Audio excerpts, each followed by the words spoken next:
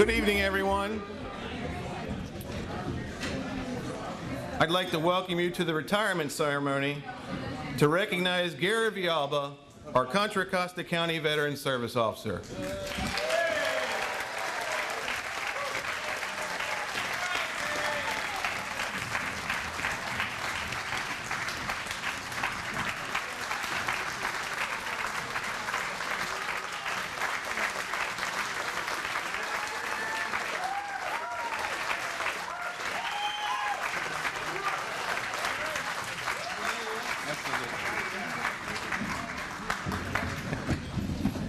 My name is Phil Munley, and I've had the honor and privilege of working with Gary for the last 6 years.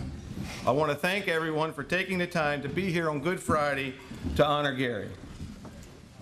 In a few moments, I'll provide you with an overview of tonight's program. But before I do that, I'd like to invite Bart Gilbert, former Director, Contra Costa County General Services, retired Brigadier General of the United States Army, to the podium for the posting of the colors. Posting the colors for us tonight are members of American Legion Post 151 Pittsburgh. After the posting of the colors, Bart will lead us in the Pledge of Allegiance and to recognize the prisoners of war, POWs, and those that are missing in action, MIAs. Bart?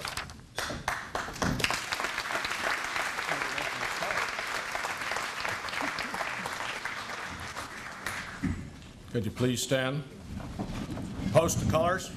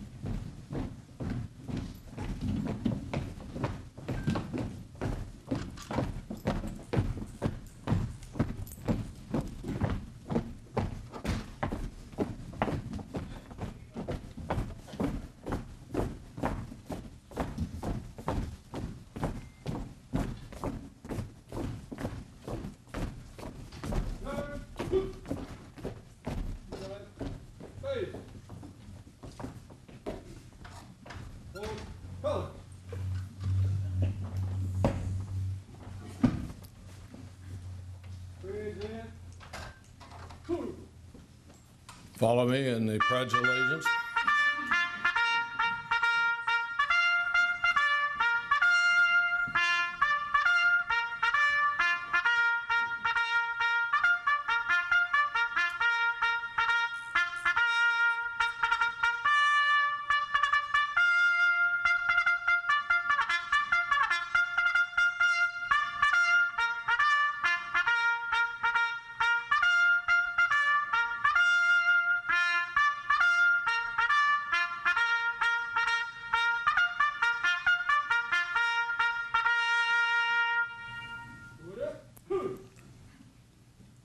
I pledge allegiance to the flag of the United States of America and to the republic for which it stands, one nation, under God, indivisible, with liberty and justice for all.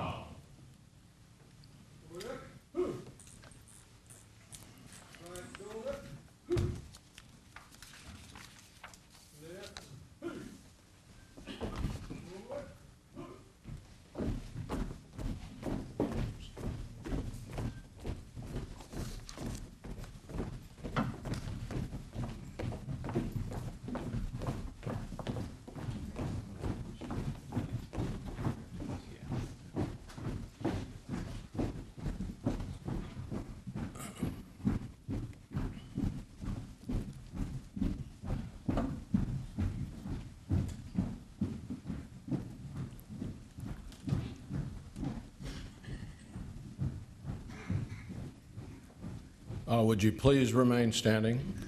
For those of us that have served or are serving in the uniformed service of the United States, we have been ever mindful of the sweet greatness of enduring peace has always been tainted by the bitterness of personal sacrifice.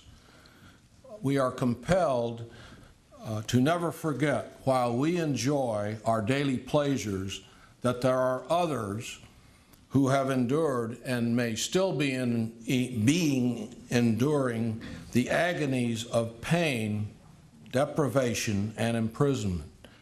Before we begin the activities tonight, I would like to pause to recognize our prisoners of war and missing in action, which are commonly referred to as our POWs and MIAs. I call your attention to a small table on the other side of the room, which occupies a place of dignity and honor.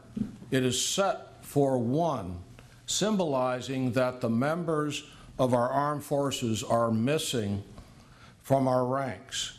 They are referred to as our POWs and MAIs. We call them comrades. They are unable to be with their loved ones and families, so we join together to pay humble tribute to them and to bear witness to their continued absence. The table is small, symbolizing the frailty of one prisoner alone against his or her suppressors. The tablecloth is white, symbolic of the purity of their intentions to respond to their country's call to arms. The single red rose in the vase signifies the blood that they may have shed to sacrifice to endure the freedom of our beloved United States of America. The rose also reminds us of family and friends of our missing comrades who keep faith while awaiting for their return. The red ribbon in the vase represents red ribbons worn on the lapels of thousands of comrades with unyielding determination until there is a proper accounting of our comrades who are not among us. A slice of lemon on the plate reminds us of this bitter fate. The salt sprinkled on the plate reminds us of the countless fallen tears of families as they wait. The glass is inverted. They cannot toast us at this time. The chair is empty. They are not here. The candle is reminiscent of a light of hope, which lives in our hearts to illuminate their way home, away from their captors, and to open arms of a grateful nation. The American flag reminds us that many may never return and have paid their supreme sacrifice to ensure their freedom. Let us pray to our Supreme Commander that all of our comrades will soon be back within our ranks. Let us remember and never forget their sacrifice. Thank you. Thank you, Bart. I'd like to invite Lieutenant Colonel Gerald Evans of the United States Volunteers up to say the blessing. Uncovered, please. Our Father in heaven, we, the members of our armed service in the past, their wives and families, companions in World War II, our wives and other relatives and friends, thank you for this food and friendship with our meeting today. We ask thy blessings on our companionship and ask thee to protect and return home safely the members of our military, protecting our freedom and liberty throughout the world. Amen. Amen. Amen. Thank you. Please be seated.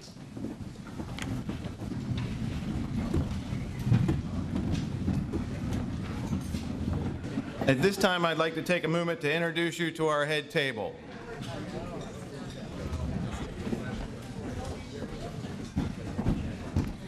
Of course, seated in the middle is our man of the hour, Mr. Gary Villalba.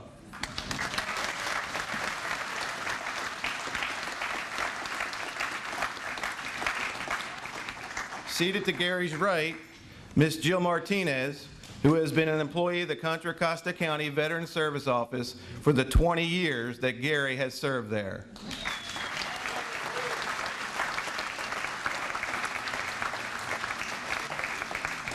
Seated to Gary's left is Mr. Mike Hofsnyder. Mike has been with the Contra Costa County Veteran Service Office for 3 years now. He came to work to us after retiring after a stellar career with the U.S. Department of Veteran Affairs for 35 years.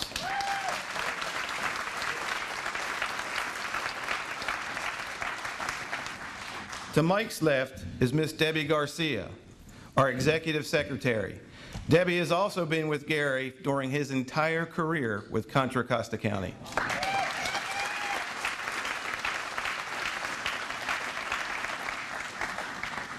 Next to Jill is Ms. Luinda Dyack, our Executive Secretary.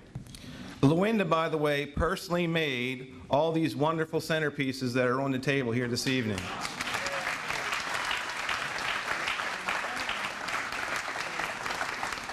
Every table has a blue tag on the back of one chair, and at the end of the evening, whoever has the blue tag is welcome to take that wonderful centerpiece with them.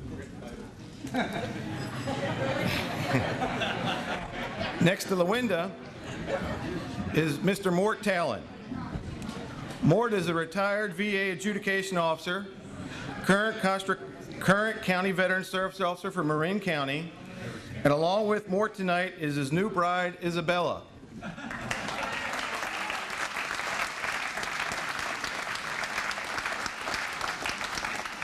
Gary's going to tell you a little bit more about Mort later this evening. Well, we have several elected officials, many distinguished guests in our audience this evening that I'd like to recognize. As I read your name, please stand. As there is quite a long list, I'd please hold your applause until everyone has been recognized. I'll start with Gary's bosses. First, the Contra Costa County Board of Supervisors from District 1, Mr. John Joya.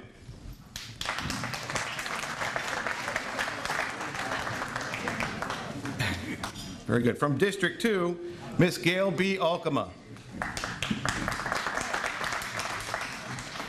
Representing District 3, from the office of Mary Peepville, we have Ms. Gina Ferretti. Hi, Gina. Representing District 4, from the office of Susan Bonilla, we have Ms. Suzette Madrid and Fran Kelly. Contra Costa County Administrator, Mr. John Cullen.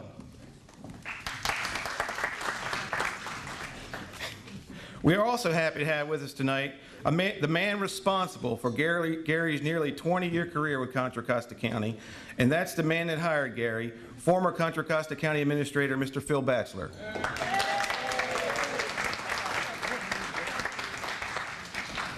We are honored this evening to have in attendance from California's 11th Congressional District, the Honorable Jerry McNerney. Representing the office of Congressman George Miller from California's 7th Congressional District, we have Barb Johnson. Representing the office of Congresswoman Ellen Tauscher from California's 10th Congressional District, we have Karen Tedford. Director of the VA Northern California Healthcare System, Dr. Brian O'Neill. Representing the VA Regional Office in Oakland, we have VA Service Center Manager, Ms. Uli Willimon. Team leader from the Concord VA Vet Center and Vietnam veteran, Mr. Denver Mills.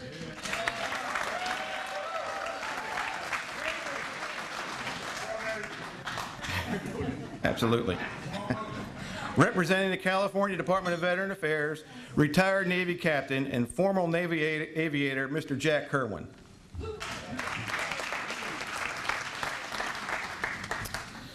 County Assessor, Mr. Gus Kramer.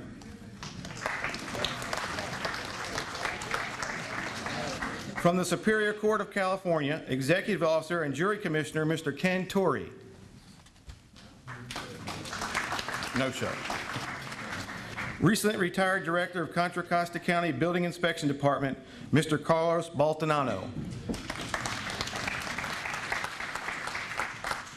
Contra Costa County Clerk Recorder, Mr. Steve Weir.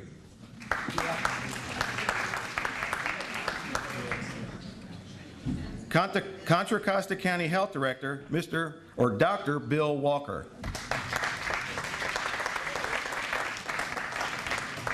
Chief Operating and Financial Officer, County Health Services, and decorated Vietnam combat veteran, Mr. Pat Godley.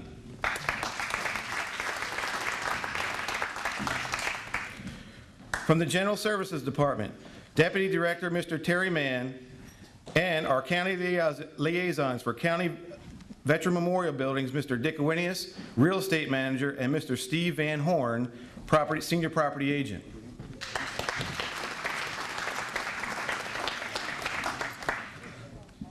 Assistant County Auditor Controller, Elizabeth Veragin. Former Contra Costa County Veteran Service Officer, retired Marine, and combat decorated Vietnam veteran, Mr. Ernest Bradford, and retired Solano County Veteran Service Officer, Miss Edna Barnes.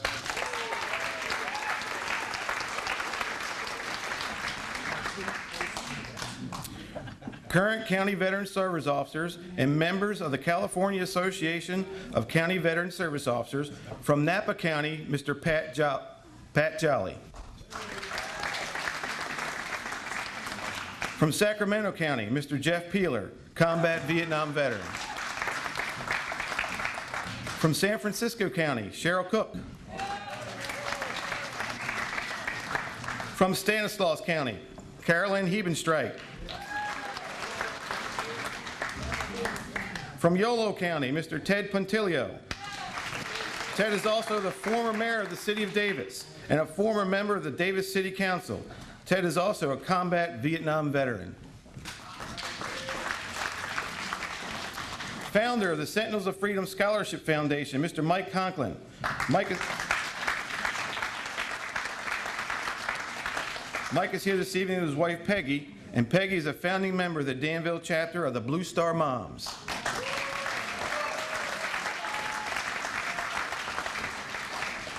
From the American Legion Service Office, located within the VA Regional Office in Oakland, retired Army Sergeant Major Mr. Robert Mason, and staff members Ed Tauscher and Queen Evans Thornton.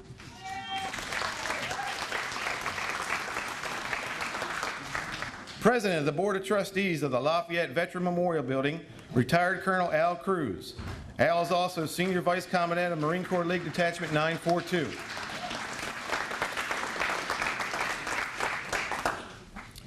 I would like to recognize all the different commanders from all the different service organizations here tonight. From American Legion Post 151 in Pittsburgh, that did a wonderful job in posting our colors this evening, retired U.S. Navy Lieutenant Commander Mr. Bill Glenn. From Concord Post 171, Mr. Alejandro Avila. From Danville Post 246, Ms. Doris Sidwell. From Marine Corps League Detachment 1155, Commandant Retired Major Dale Cook.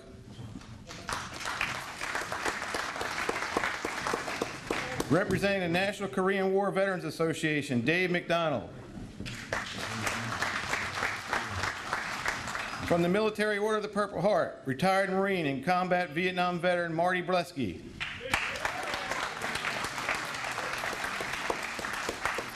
From the Veterans of Foreign Wars, Post 1525, Concord, Pete Lochner. Post 8063, Lafayette, Terry Murphy. Terry, by the way, was a driving force, along with Mr. Art Miller, in creating this beautiful building dedicated to the veterans of Walnut Creek and La Marinda area that we are here in tonight.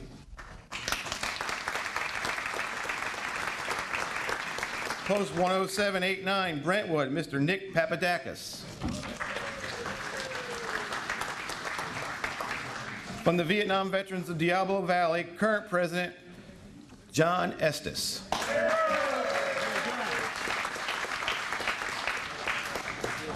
From Los Angeles, Carol Akiyama, representing the legendary World War II Japanese American Army 442nd Regimental Combat Team and its membership, which includes her 90-year-old father, Mr. Mickey Akiyama.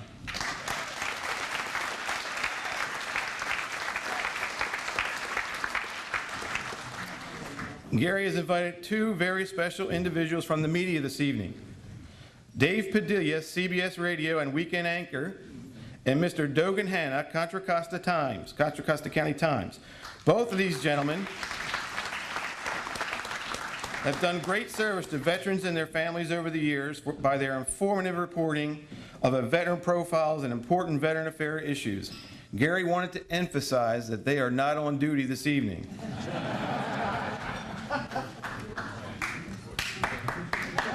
My last introduction is a former Contra Costa County Veteran Service representative who retired 6 years ago, and whom I replaced, by the way, and moved to Jacksonville, Florida. Gary and this person have formed a very special bond from the day he walked into the office. Retired Navy Senior Chief and Vietnam veteran, Mr. Roy Brooks.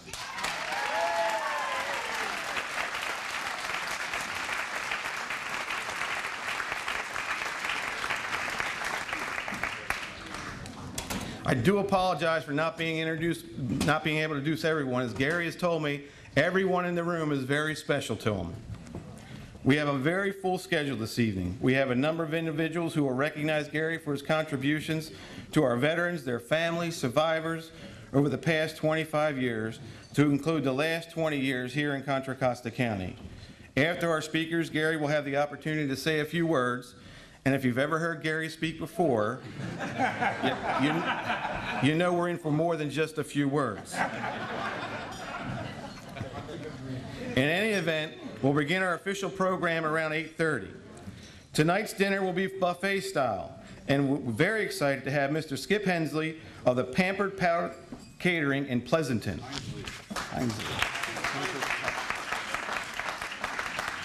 Skip and his staff will lead the head table through the buffet line first and invite the remaining tables one at a time through the buffet line. One last note before we eat. I'd like to take a moment to acknowledge the singing Blue Stars of the USS Hornet.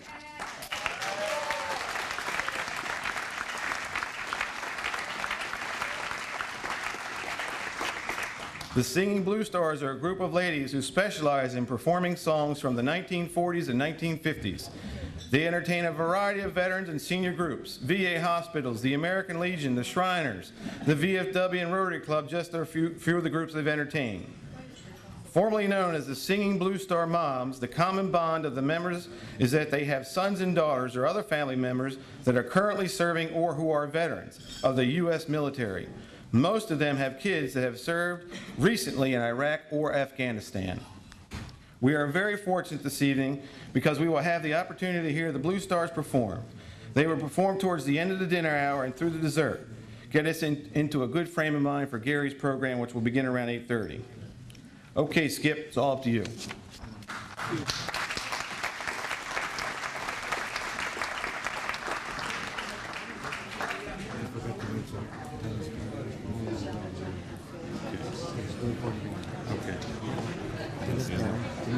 Thank you. I don't think I met him yet, but I'm going to mention him right now. Yeah. There is one person I forgot to mention before we get started, and that's Mr. Dennis Berry, Community Development Director.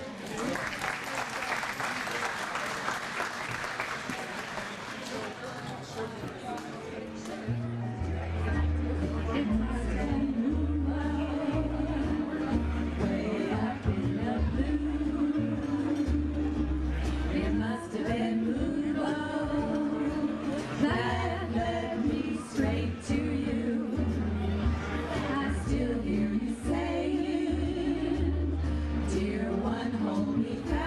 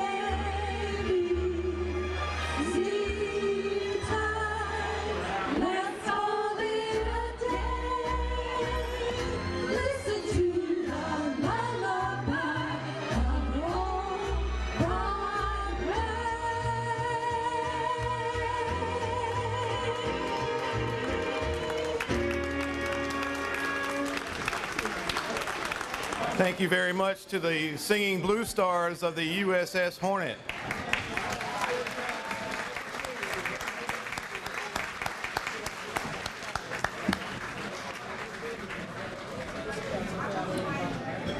Ladies and gentlemen, if I could ask you to take your seats again, we'll go ahead and get started with this evening's festivities. Well, in case you've forgotten, we've gathered here this evening to recognize Mr. Gary Villalba.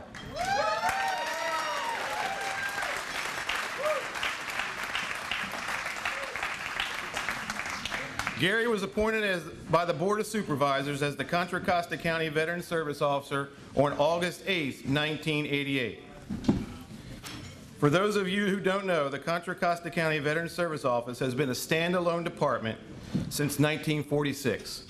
For 62 years, the department has been providing assistance to men and women who served in the Armed Forces of America, their dependents, survivors, and members of the general public with obtaining benefits from the U.S. Department of Veteran Affairs, Department of Defense, California Department of Veteran Affairs, as well as other federal and local agencies.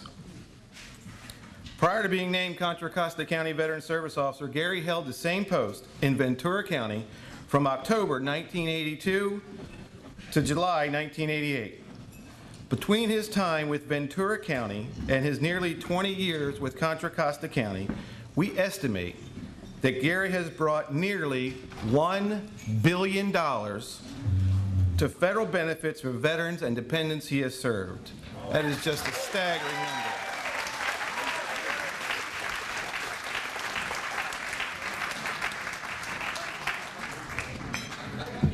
As we begin tonight, you're going to hear words like integrity, honor, grace, dignity, all being used as they fit his personality. We will begin this evening's presentations with Gary's bosses. So I'd like to begin by introducing Supervisor from District 1, Mr. John Joya.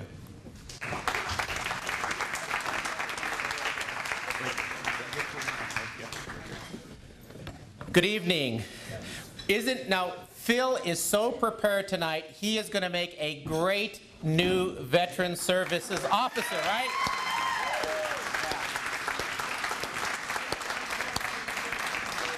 You can see it in his face, you can see it in his energy, and we're looking forward to many years. So congratulations, and the board was very happy to appoint you. You know, it's really an honor to be here to say a few words about Gary. And before I talk about Gary, though, I do think the recognition should go also to the whole staff, because Gary provides such great leadership, but the work is done by everybody.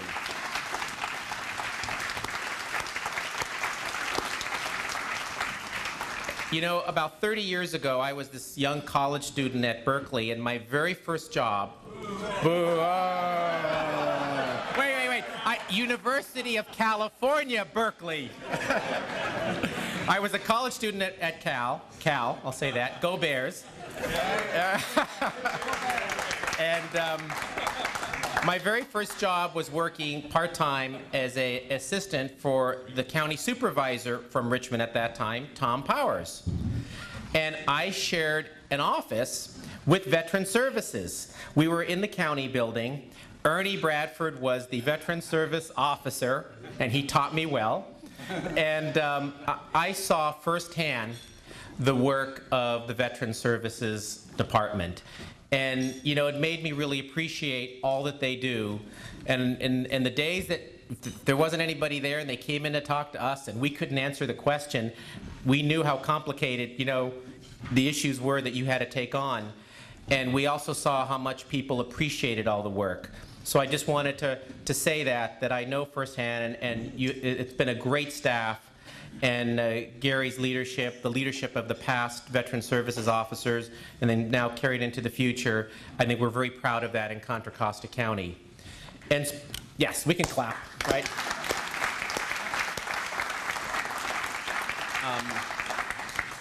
And one of the things, I just want to say two things, because there's a lot of people that will talk tonight, but the two things that I think are important to recognize is, one, as was indicated, all of the work of Gary and his staff and Gary's leadership and caring brought in not just money, but remember, that money transferred to benefits and improving the quality of life of veterans.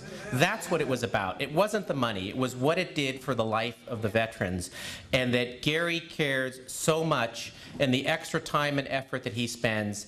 And I've had a chance to be at a number of veterans events with Gary. I remember one on the Red Oak Victory. It was a beautiful day. We were on the bay looking out at San Francisco. And you could see Gary's pride in his job, in the county, in the people he served, in his staff, and in his country. The pride that he had, and it was, I always found, Gary, your Veterans Day talks inspiring, and people reacted in a way where they felt moved. And so I just want to express, I always will remember you for those talks, especially the one on the Red Oak Victory Ship, and to thank you on behalf of the county. And you know, Supervisor Olcom is here too. I know she's going to be speaking. The Board of Supervisors did pass a resolution, which is already out there, so we're not presenting it again, to thank Gary for all his years of service and for training staff and continuing what will be good work in the department. What I also get to do is former supervisor and now Assemblymember DeSaulnier asked me to present the resolution from the State Assembly, and I know how much Mark also appreciated your work and cared about the work that you did for folks all throughout the county. I did need to say one thing, because I represent West County. There was a risk at one time that the West County office in Richmond was going to close, you know, because of budget issues. And we didn't want that to happen. And I appreciate that Gary also fought very hard to make sure that that office stayed open, even on a part-time basis, because it is so difficult for veterans, or anybody, frankly, who needs services to have to travel across to other parts of the county, and staying in Richmond was very important. And on behalf of people who live in Richmond and West County, I thank you for fighting to keep that open.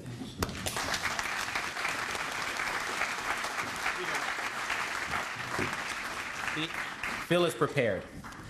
I have here Supervisor, I keep calling him Supervisor, you know, after 8 years together. Mark DeSaulnier, as the Assembly member from Contra Costa, has prepared a resolution from the California legislature. I'm not going to read it all, it's a long night, but I will just say there's a couple of things in here in which he recognizes Gary for his work. Renowned, and I think this particular, renowned for the professional manner in which he has served veterans, Gary was honored as CVSO of the Year in 1998 by the California Veterans Board. As a result of his tireless hard work and unwavering commitment, Gary has compiled an impressive record of career and civic achievements, a record that has earned him the admiration and respect of those persons who have had the privilege of associating with him, and he leaves an indelible mark of excellence as his legacy. So resolved by Assemblymember Mark DeSaulnier that Gary be commended on his long and distinguished record of professional service and on his outstanding display of civic leadership, and extends sincere best wishes for a rewarding and gratifying retirement from the Honorable Mark DeSaulnier, 11th Assembly District. Come on up.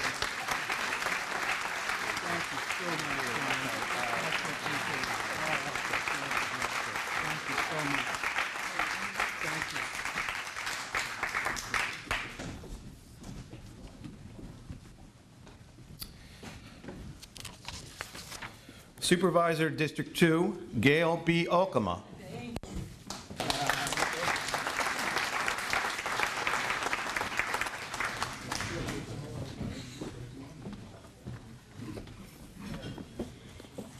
First of all, everyone, welcome to District 2, including you, John. I wish we had a building like this in Richmond.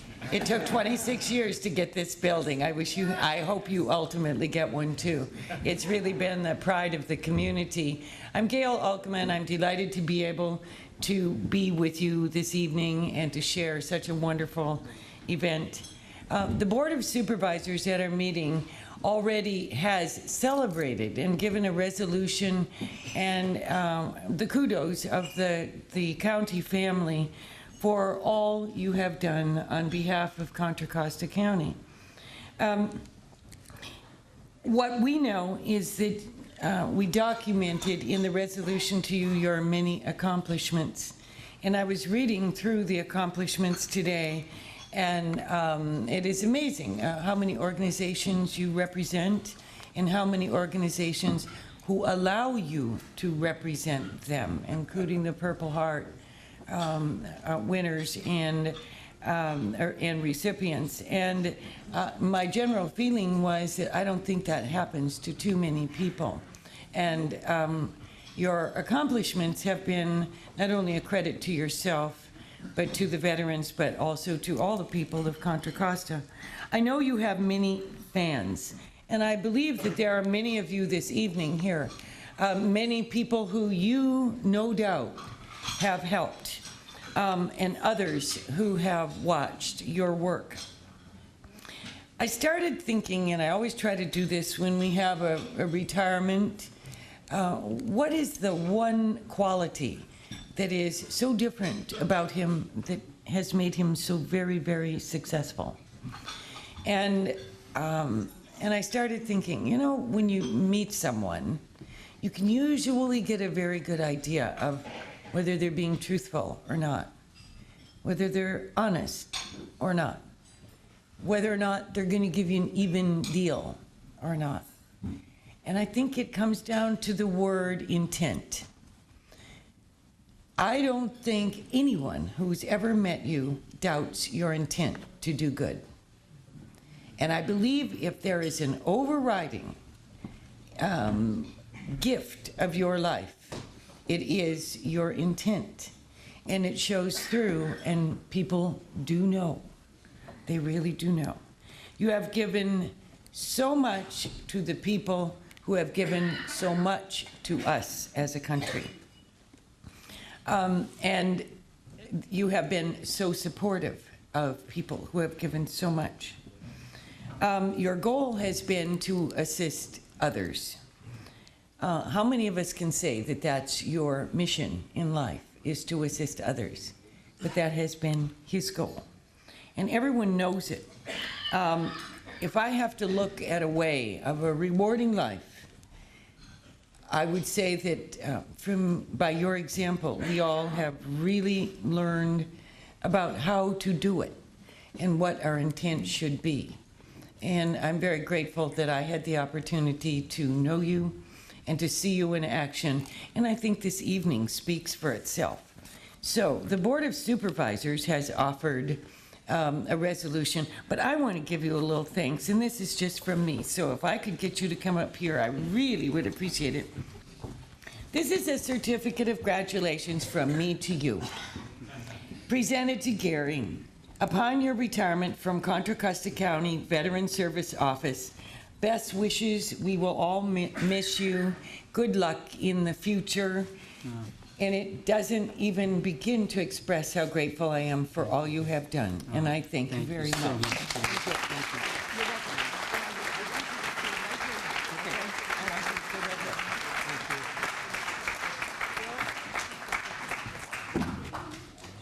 Uh-oh.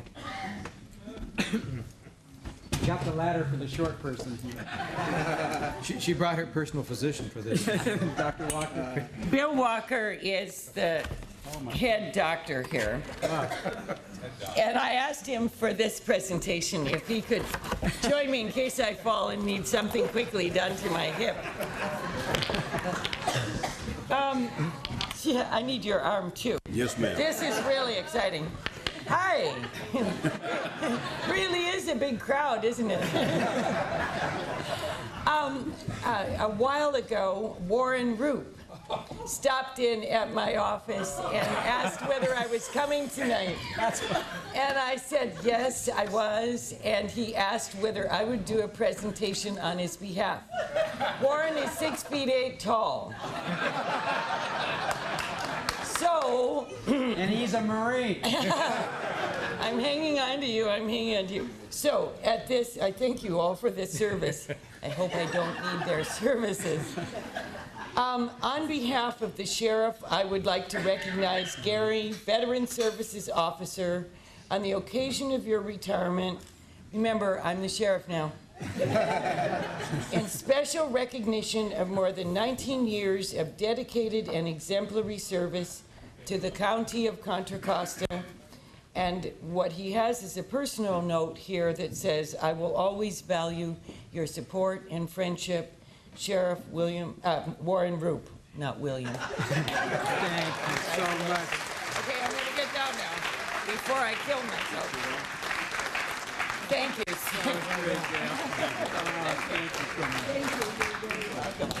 Okay, now we can, thank you very much. Okay, I have to get my stuff out of here. Thank you. Gary, I think that's a get out of jail free card you got there.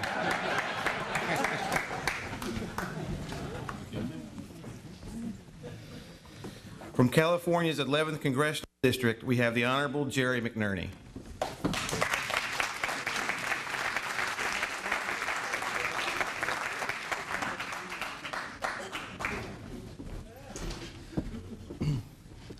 Thank you, Phil. Good evening, everyone. You know, it's not very often that you get such a pleasure to come and congratulate and honor the people that have devoted their lives to taking care of our American veterans. But you know, every so often, one person stands out as a terrific example, as a star that just shines down on every single one of us. That person is sitting here tonight in front of us. Gary, please stand up. You've done so much. Let me tell you, this guy, $1 billion. What are you thinking, Gary? That's a one-man federal budget wrecking crew. Good work. I'd like to ask Barb Johnson to come up here to represent Congressman George Miller, and Karen Tedford to come up and represent the Honorable Ellen Tauger. Now, it's my honor to say this tonight, but it comes from myself, from George Miller, and from Ellen Tauger. We're certainly proud of what you do, and this represents what we want to see throughout this country, is people that devote their entire lives, their entire careers to taking care of American veterans. You're a terrific example to all of us. Now, I have a statement that's going to be read into the congressional record, so it'll go down in history forever to recognize the work that you've done. Another one. Oops. Thanks, Gary. It's always good to have a good right-hand man. And Gary, he served, and he's a guy that you want on your right-hand side. Now, this is a lot of words here, and I do want to read them all, but I'll save you all a little bit of time here and say some of the great things that are on here. This is a tribute to Gary Villalba. Did I pronounce that right? Villalba. That's why everybody knows me as Gary. Gary. And this is an extension. They always call it an extension when you say something in Congress. So this is an extension of remarks by the Honorable Jerry McNerney, the Honorable George Miller, and the Honorable Ellen Tauger of the California in the House of Representatives on April 1st, 2008. And I'm just going to read the last two paragraphs because it shows how much Gary did in his career. It is important to note that Gary Villalba also donated his time and talent to the countless community and veterans organizations. I think Gail mentioned some of these. He is a founding member and active participant of the East Bay Stand Down, which helped countless veterans get their lives back on track. He is nationally accredited as a Veteran Services Representative with the American Legion, American Veterans, California Department of Veterans Affairs, Disabled American Veterans, the Military Order of the Personal Heart, National Association of County Veteran Service Officers, Veterans of Foreign Wars, Vietnam Veterans of America. He has served as president of the California Association of County Veteran Service Officers from 1992 to 1993. Gary's attention to detail and his vast experience has drawn veterans from throughout California seeking his advice. Gary, I'm so proud of you. Thank you very much for your service. Congressman, thank you so much. I'm so honored for George and your colleagues. Can I just say a few words on this? All right. I just want to say a few words on this, and of course my bosses here at the county, your words just touch my heart. But we deal with very serious issues in our work, and I just want to tell you one of the great things that happens to us when we run into certain things in the bureaucracy is we've depended on the congressional delegation. And Barb Johnson on behalf of George and Karen on behalf of Ellen and Gary, you know, Gary's out there, as you know, sir, in your stead.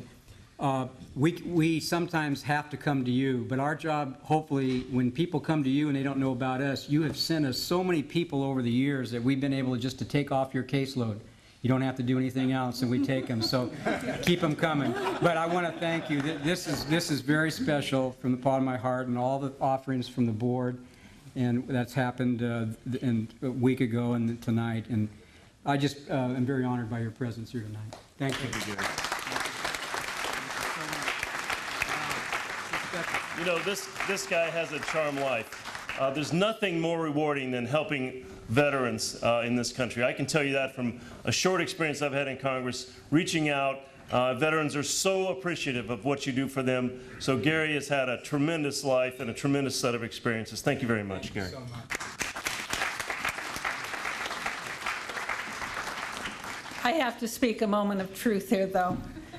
I started with Congressman Miller in 1987. Gary came in 1988. I was brand new to casework, and a veteran would call up and say, I have a problem, Mrs. Johnson. What can the congressman do? I'd say, we'll take care of it. Don't worry. I'd hang up the phone and call Gary. Gary, what do I do? Thank you, Gary, from the bottom of my heart.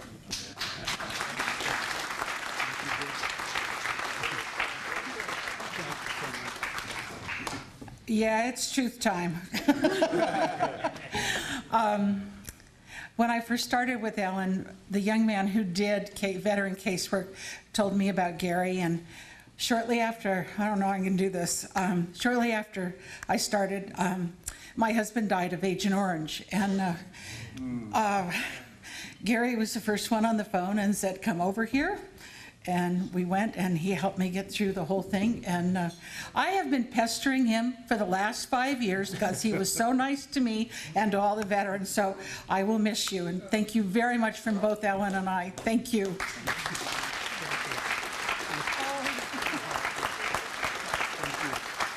Thank you.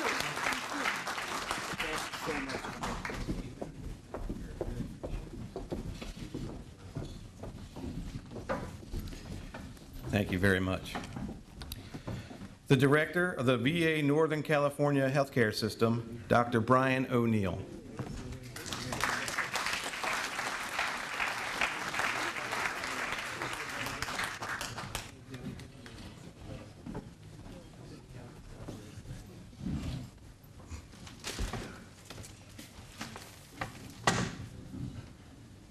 So no speeches from me, but I do want to read a director's commendation that I have for Gary. I want to preface that by saying that in 1988, when Gary came here, I was the chief of the medical staff at the VA hospital. So I've been working with Gary for his whole career, which begs the question, if I was here when you came, and I'm here after you're leaving, what did I do wrong? But this isn't the time or the place for that. So, Gary, it is a high honor and a privilege to present to Mr. Gary D. Villalba a director's commendation for almost 20 years of exemplary service to the veterans served by the Martinez VA Medical Center and the VA Northern California Healthcare System. Gary's service has been recognized many times, but especially in 1998 when he was selected as the County Veterans Service Officer of the Year by the California Veterans Board. Gary has been an outstanding leader during his tenure as the Contra Costa County Veterans Service Officer. He began his career by serving honorably in the U.S. Army during the Vietnam War. The sensitivity to veterans and their issues gained by this experience, combined with a career spent serving America's veterans, have resulted in a substantial contribution to Contra Costa area veterans, Gary is absolutely the consummate professional. He is a model for always putting the veteran first. His style is highly collaborative, while he also consistently advocates for veterans. He is utterly dedicated, and the hours he works reflects it. He models technical competency, customer service, and organizational stewardship. His interpersonal effectiveness enhanced by the fact that he is affable, genial, has a great sense of humor, and is also fun to work with. I have worked with Gary for nearly 20 years through good times and bad times. You know what I'm talking about. And I am proud to say that I count Gary as a friend. Working with people like Gary Villalba is one of the reasons why I've stayed with the VA for over 25 years. Gary's close collaboration with the VA Northern California healthcare system has been a credit to him and has provided a tremendous benefit to the veteran patients he has served. He will be hard to replace. Gary. Right, thank you so much. I have one more thing for Gary. As a memento of the old days. Oh my gosh. We have Gary Villalba, Veteran Service Officer, Contra, Costa County. This is the Martinez VA Medical Center. Oh, this is incredible.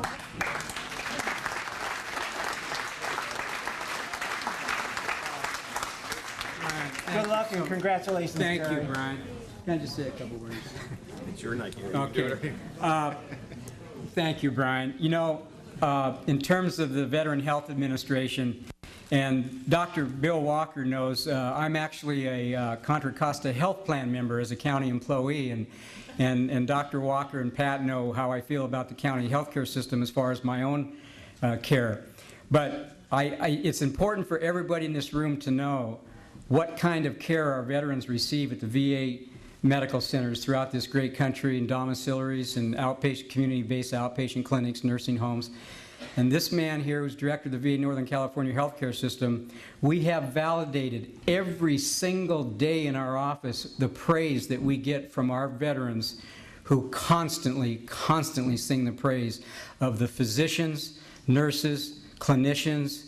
Kathleen Clancy's here tonight, retired nurse from the VA. God bless you, Kathleen. And it's just remarkable, the praise that happens, and the life-saving and the preventive medicine that takes place within the VA healthcare system. So, Brian, thank you so much, and appreciate it.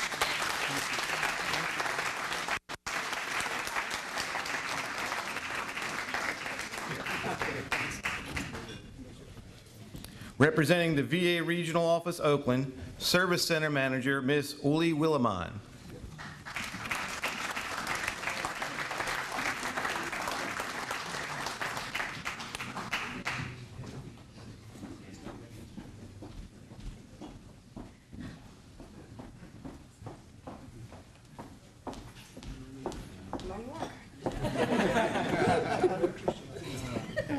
I am very honored to be here tonight to share this special moment with Gary, who has been a special friend to the Department of Veterans Affairs regional office in Oakland. We have worked closely with Gary for many, many years. I personally have known him, and I was just trying to figure out how long have I known Gary. I think at least 6 years, but I cannot think back when I started working at the VA that I didn't know him. So he has been such a presence with us, helping veterans get their benefits that they deserve, that they need. It's been a special pleasure to work with Gary. I can tell you from my own personal experience, when I was a fairly young, I just started working at the office. I've been there probably a few years. I learned a few things, and they thought I was now ready to go out and teach the county veteran service officers something when they have their annual conferences or their biannual conferences. And I remember the first time I went, I was so scared. I saw all these people sitting there in the room, and they looked and they said, "Now tell us something about appeals." And I sat there and I tried to say something, and I saw that smiling face there. And encouraging, smiling, looking at me like, "Yes, go, you can do that." And I could do it. I could do it. I actually could do it. And from that moment on, Gary has had a special place in my heart. I am sad. I am sad that our relationship is coming to an end or is reaching a new level. But Gary, I just want to, tell you that it has been a pleasure to work with you. Your knowledge of veterans benefits is unequaled. He can teach me something. He can teach me something every day, I am sure. I am so pleased to be here to share this time with you. I would like to give you a certificate of appreciation from my department. I've been here now, probably talked a little bit too long, so I won't bore you with this, but especially your ability to communicate with what is in extent a large bureaucracy and to obtain the benefits for the veterans. I am so pleased to be able to do this. So thank you, Gary. Thank you.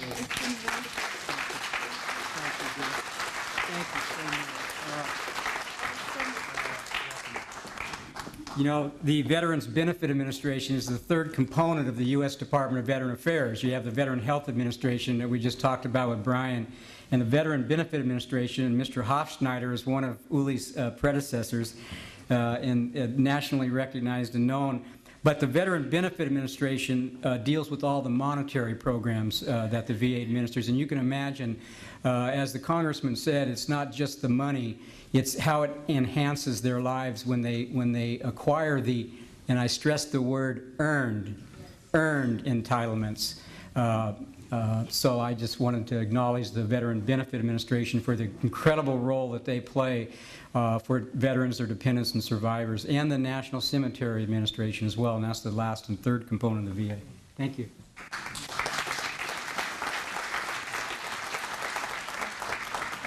It should be noted that many of those $1 billion that Gary has brought into this county were administered by Uli now and for many years Mr. Hofschneider. So when we mentioned the $1 billion earlier this evening, he leaned over to me earlier and said he can thank me for that.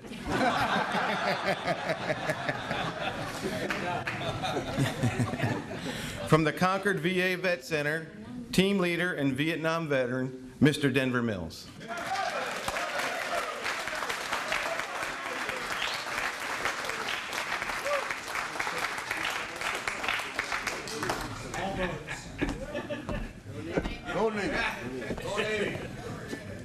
Go Navy. Well, I got you all beat. Gary and I think we've been working together for 25 years. We started together. I keep having kind of a song go through my mind on this, from Oxnard to Antioch, from Santa Barbara to San Ramon. I knew him when he was a little guy, you know. He was,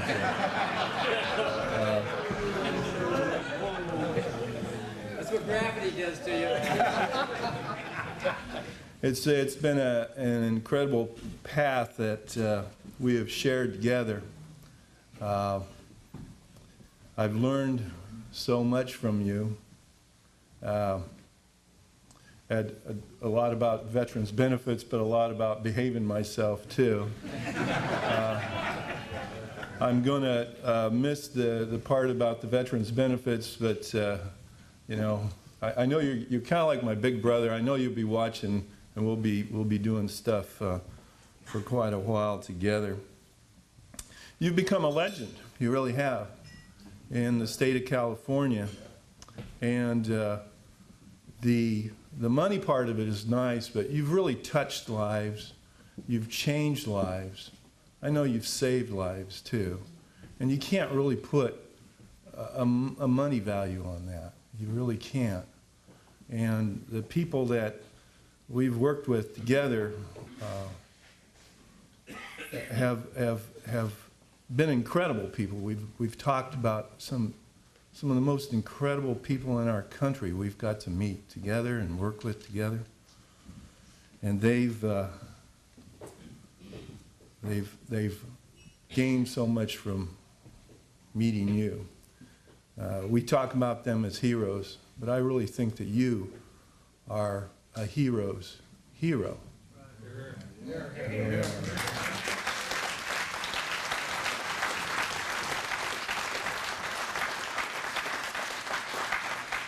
Some of the other things that we've shared together, and Hoff is walked along with us on this is our sturdy golden bears. Please distinguish the University of California from the city of Berkeley.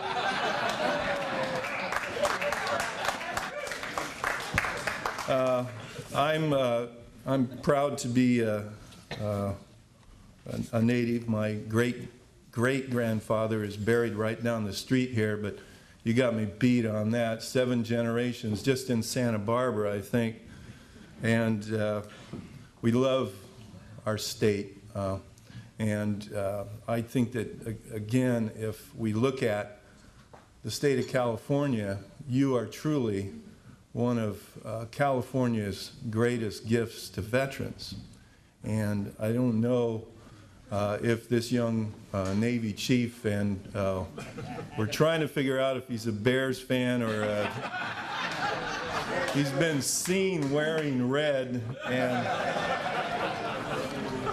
we'll try to keep him in line after you've gone. Hoff, you gotta help me with that. That is probably one of the greatest challenges our county faces.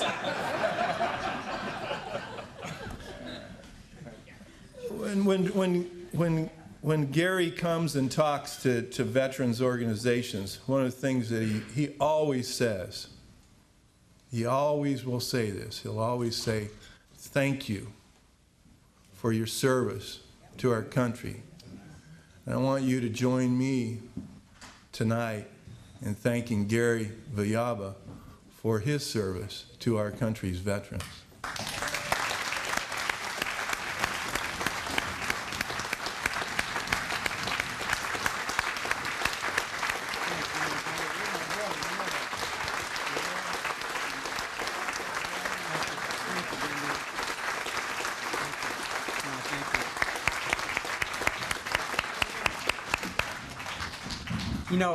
Thank you so much, Denver. Hopefully this is a little educational for some of you tonight, but you need to know what the Vet Center program is.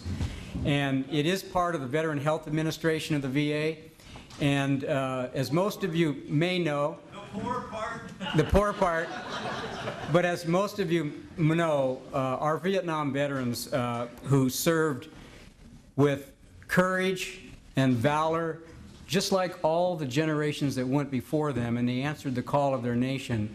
Our Vietnam veterans were not welcomed home, and they came home to a divided country, and there was so much heartache for our Vietnam veterans and their families.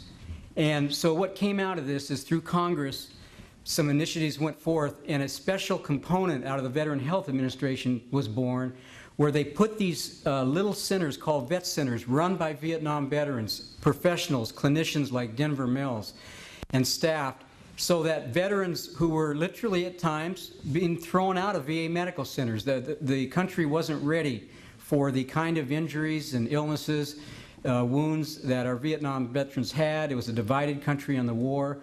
And so these vet centers sprung up, and it was a place for them to come home to help readjustment and to come home, to help bring the Vietnam vets home.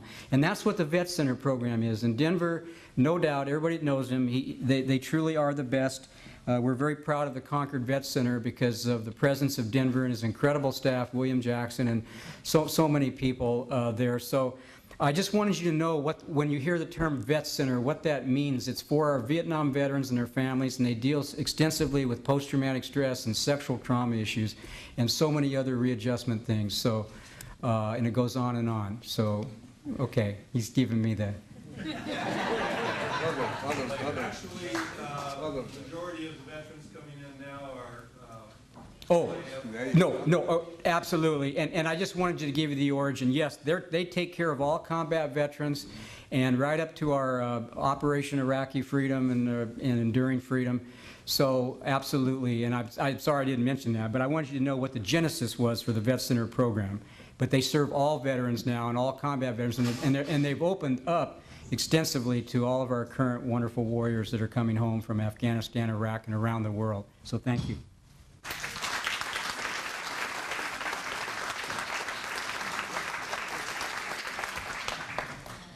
Denver, I went to one Stanford game, and they were playing Notre Dame. I had to go.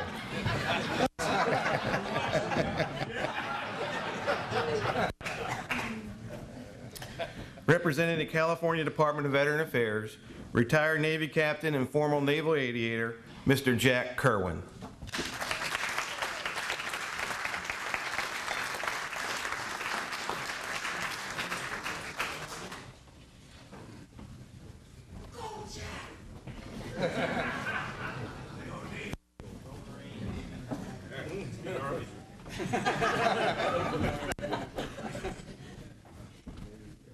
If you didn't hear that, I said beat Army, and that's because I belong to a certain alumnus.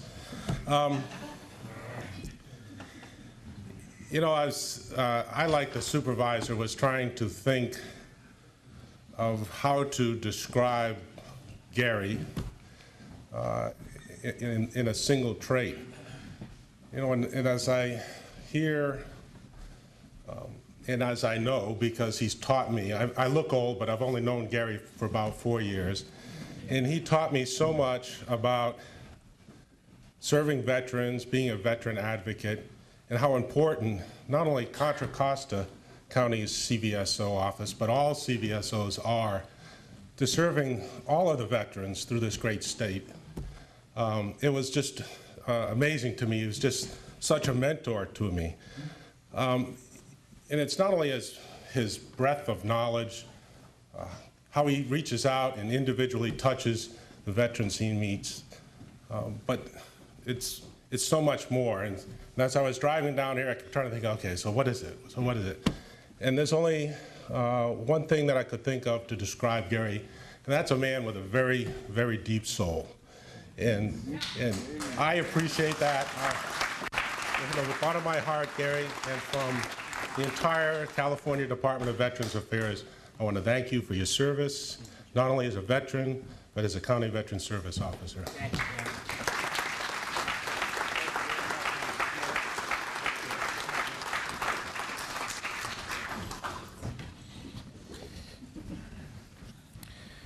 Founders of the Sentinels of Freedom Scholarship Program, Mr. Mike Conklin.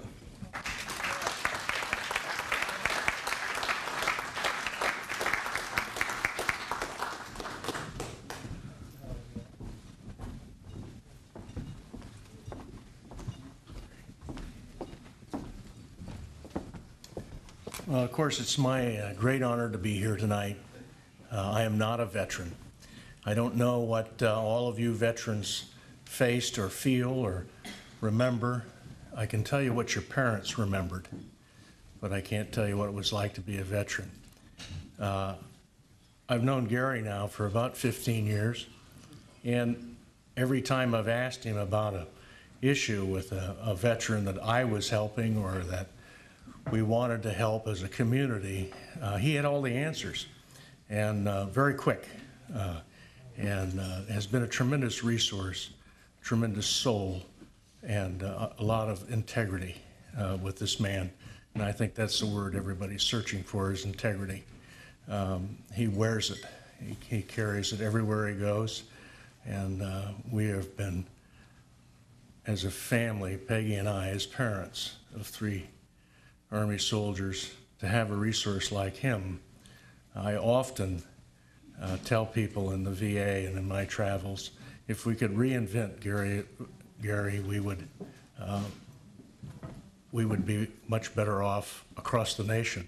So I hope he writes a book, and really, I'd really suggest that that's one of the things in your retirement you do, because we can't lose this knowledge base.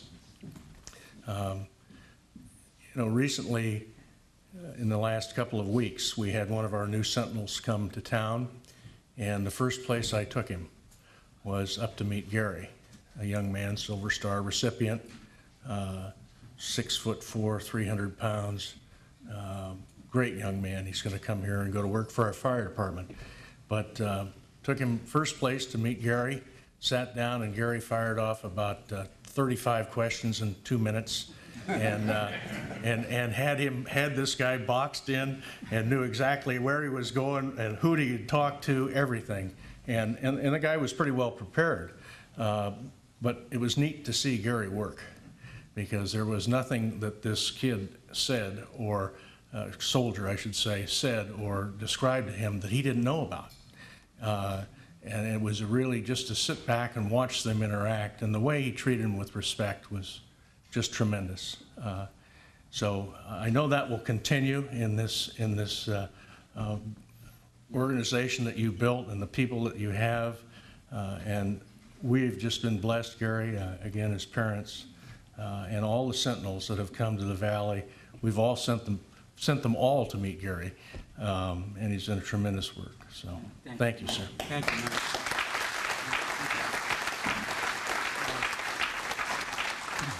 Thank you, Mike. You know, just one quick word. Peg and Mike Conklin have 3 sons that have been serving as Army Rangers for a number of years now, with multiple combat tours in Afghanistan and Iraq. And I think that's one thing I always would like the American people to realize, that there's grandparents, parents, spouses, and children, aunts and uncles that are so impacted when their loved ones wear the uniform.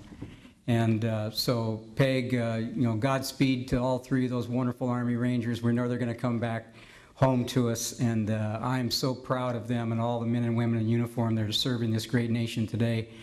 And so we're going to look forward to Phil and the gang will be there for them, you know, when they come home. So thank you.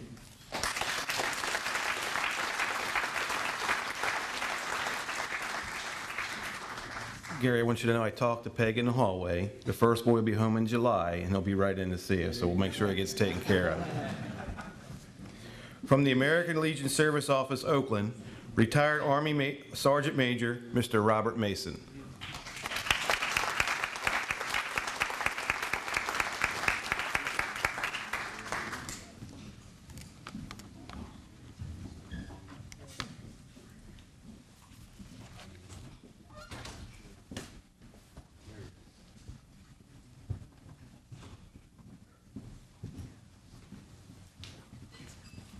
Robert, may I just say too, you know, some of you have traveled such long distances, and it's okay if you have to leave. And it's been a long day for a lot of you, and I'm so grateful that you're here.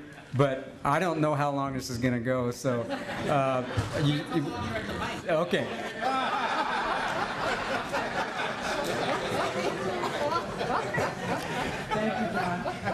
I knew this was going to be a love fest when I came here, so I'll be quick.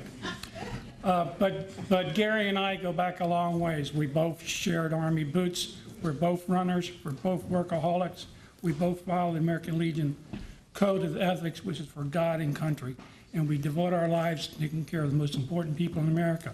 But what you hear about what he does, much of what he does is the claims come to me at the Oakland VA Regional Office to present the claims for benefits for veterans, to ensure that we as advocates ensure that the veterans get what they're entitled to.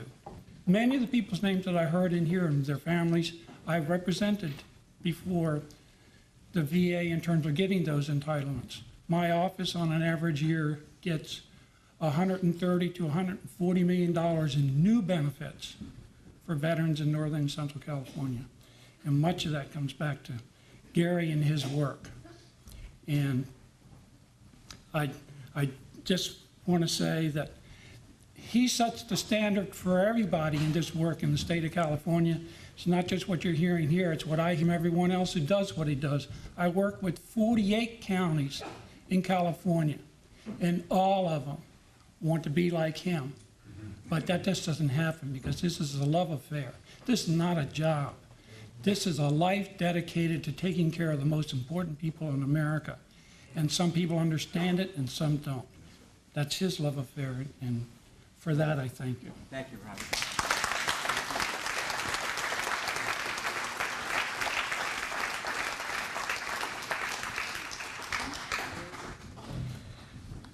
President of the Board of Trustees of the Lafayette Veteran Memorial Building, Mr. Al Cruz.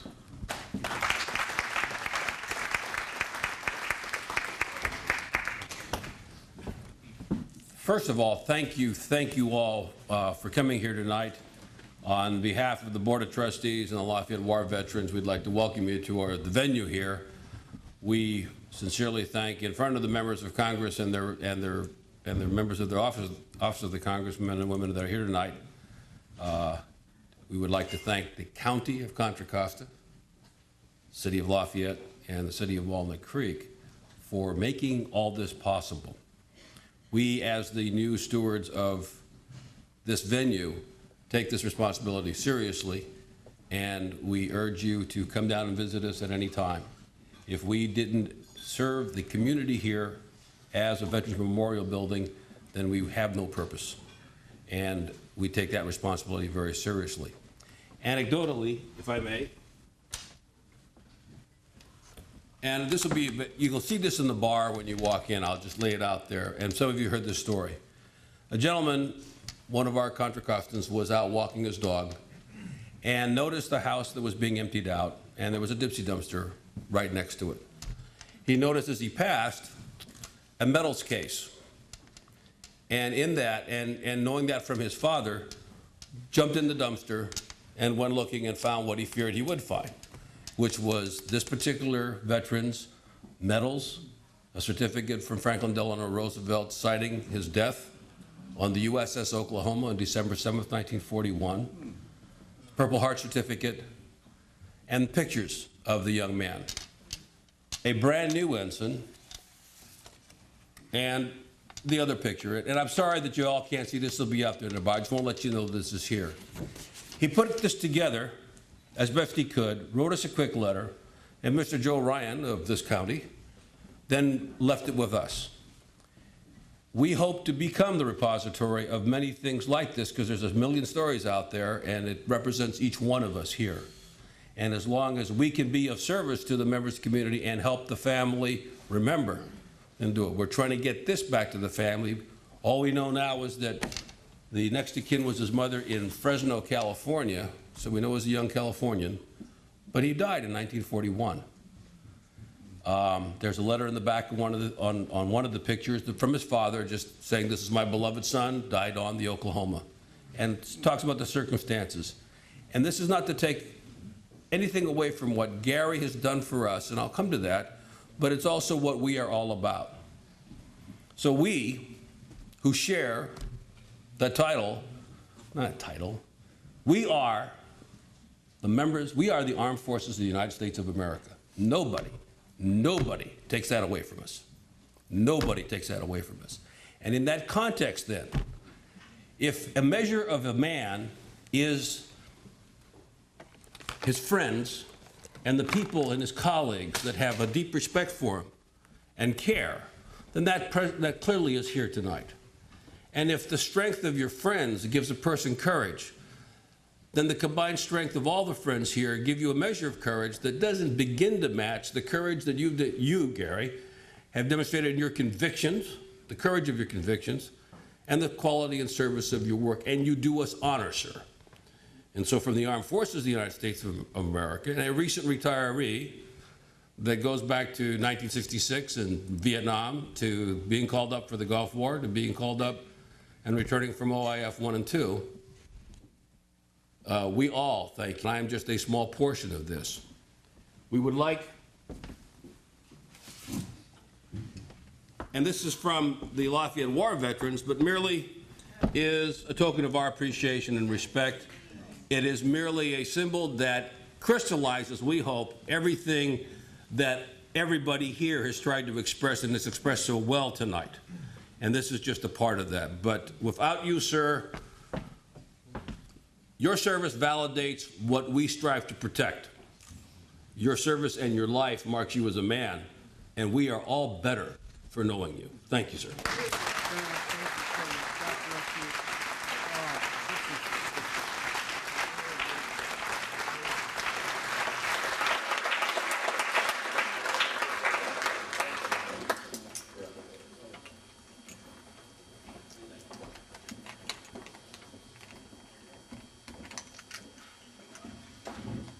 Commander VFW Post 8063 and combat Vietnam veteran, Mr. Terry Murphy.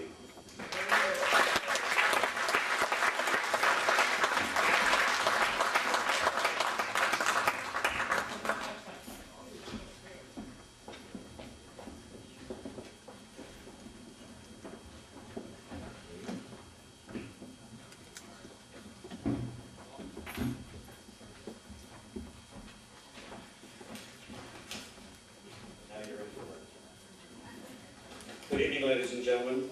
My name is Terry Murphy, and I am the commander of the VFW Post 8063, the post that calls this beautiful building home. We are, by our nature, your combat veterans. Because of that, perhaps we have a little different perspective on Gary. Some of you, no doubt, have seen him on Channel 26, helping the East Bay stand-down, seeing that veterans with great need got the help that they needed, medical, dental, legal, and nutritional. Our supervisors know him as that pain in the neck, constantly advocating for veterans and the budget needed to do his job. And through 20 years, he has been a bright spot in every one of their administrations. I'm not sure when they hired him 20 years ago, they knew they were getting a man that not only wanted the job, but also wanted to do it. To us, he and his staff are those people that see to it that a system that was set up to benefit us did exactly that. Because of him, scores and scores of veterans and their families have had life a little easier, have had their medical and other needs taken care of. When I look at Gary, I can't help but ask myself, how many veterans and the children of veterans have received a better education than might have been as easily or even possible without his help? To us, he is an advocate, an ally, but most of all, he is a friend. Now, when Jill sent out the invite for tonight, she said, "No gifts." Now she'll see how good I was at taking orders in Vietnam. We wanted to get you something, Gary, to remind you of us. The question was, what do you get a man who has more plaques than walls on which to hang them, and deserves them all? We decided to get him a pet, and my wife and daughter found one done by an artist from Salt Lake City, a pet that you won't have to clean up after, one that we hope every time you'll see it or trip over it, you'll be reminded of us. Try hanging this on your wall.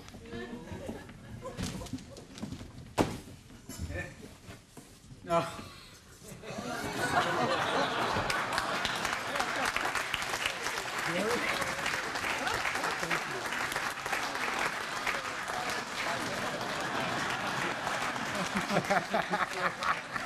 Gotcha. Great. There is something that you might not know about Gary. He likes to gamble. He's been known to play poker. Gary, if you'll send me your new email address, I promise I will send you every date for the game. And the guys want you to know that if you can come up, you will always, always have a place to stay in Lafayette or Orinda. And if for some reason you can't make it, then just put $5 in an envelope. You have my address. Gary, thank you for your time, your efforts on our behalf, for caring, and most of all, thank you for being you. Our world as veterans is a better place because of you. Go Bruins.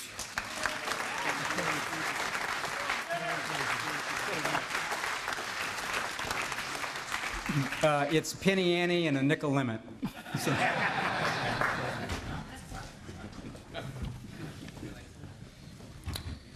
Commander VFW Post 1525, Pete Lochner, and Commander VFW Post 10789, Mr. Nick Papadakis.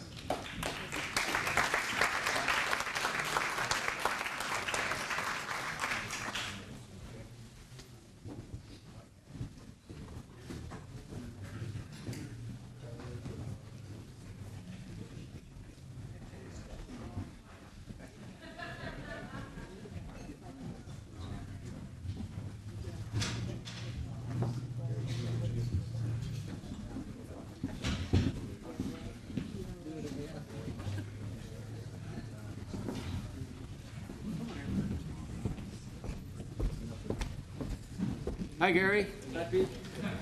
On behalf of all the comrades of the veterans of foreign wars of the United States living in Contra Costa, we present you with this plaque. The plaque here says, Veterans of Foreign Wars of the United States, special recognition for exceptional service, Gary D. Villalba. Villalba. Gary. That's close enough. That's close enough. County Veteran Service Officer, August 8, 1988 to March 28, 2008 by VFW Post 10789, VFW Post 1525. Wonderful. Thank you. Thank you.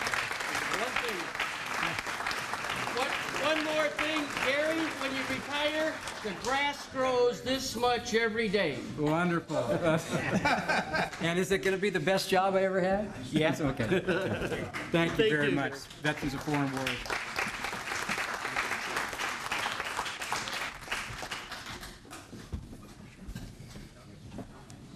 From the 75th Ranger Association, Mr. Marshall Larson, Dennis Peterson, and Bob Hernandez.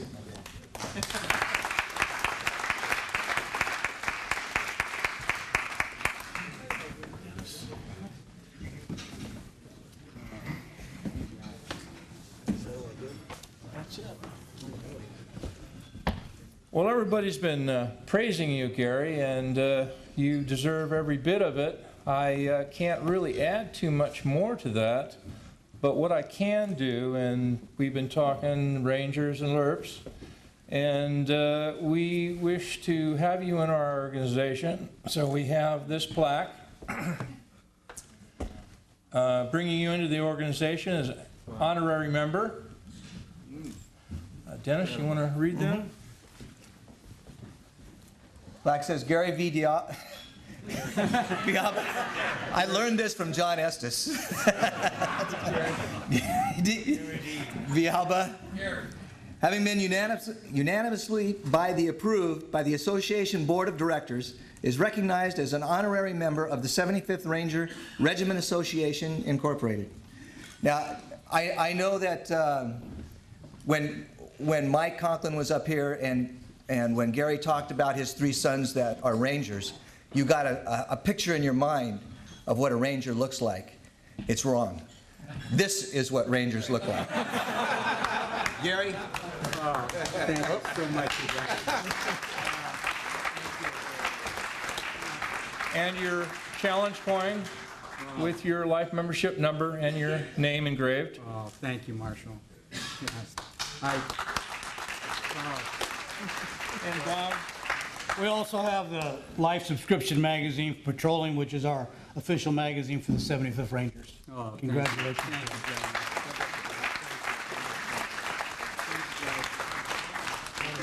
Thank you. Thank you. You know, I just got to say something real quick. Thank you.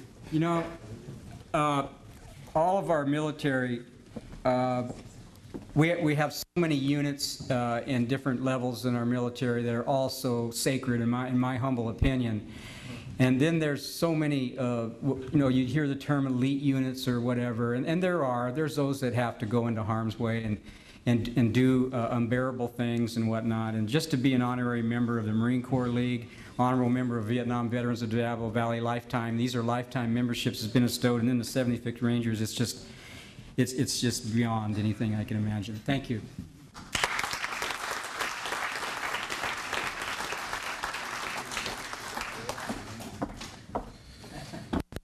American Legion Post 151, Commander, retired Navy Lieutenant Commander, Mr. Bill Glenn, along with past Commander, Mr. Wilfred Scott.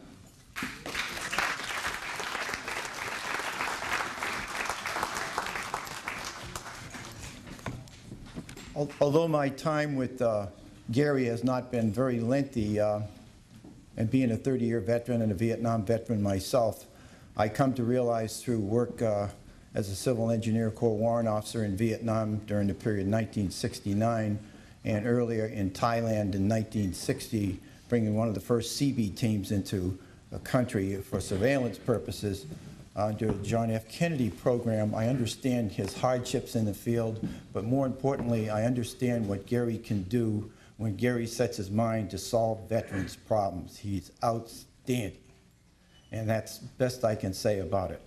And in recognition of that, I have a certificate of appreciation here from the Veterans of American Legion Post 151, which encompasses a whole bunch of folks that are veterans of the Battle of the Bulge and goes through even the current wars that we have experiencing right now. So, Gary, thank you very much. Thank you very much. We appreciate it. Thank you, Sally. Thank you so much. Okay. Gary, I can't really remember how long ago it was that I met you. Yeah. I know that we got together through helping veterans, and the impression that you brought upon me was a person I knew that I had to love, and a person I knew I could contact, and a person who would always return the phone calls when a veteran needed help. At this day and time, that don't always happen. We provide an average of 35 military honors a year for deceased veterans. And we hear about a lot of honor guards here in Northern California, but a lot of times we call those numbers and no one responds. And the only thing we are doing is picking up the slack for our veterans that are deployed. So while they are deployed, we are here to do the service. And Gary, I appreciate from the bottom of my heart all of the things that you and your office has did to assist us. Yeah. Thank you. And Gary, we're not going to let you go. Wow. As you know, as all the ceremonies that you have attended with us, we've always recognized with a medal and a ribbon from American Legion Post 151 for all those that went above and beyond the call of duty. So tonight, we make a presentation to you with one of those medals. Oh, thank you. Thank you.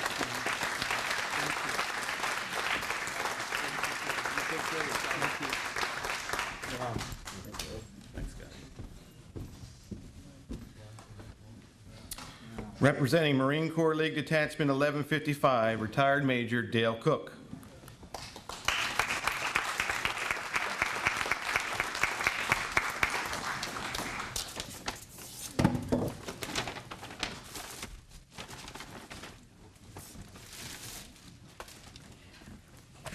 As both a Marine and an Army officer and a veteran, one thing I want to say about Gary,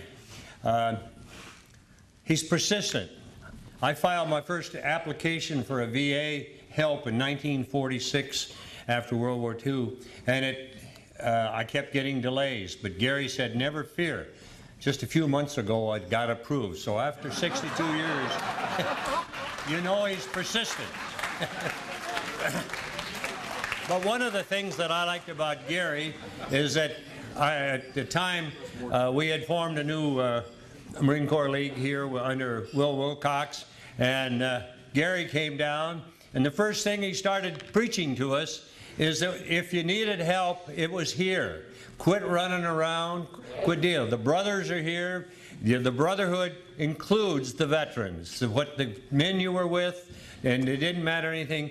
And then Gary, about 6 months later, Gary had we had him at a breakfast again. And Gary said, I haven't seen any of you yet, come on down. And he's the only office or only bureaucrat that I've ever run into, and you congressmen can worry about that wasn't looking for, was looking for work. So that's the kind of men that you want to put in your plate.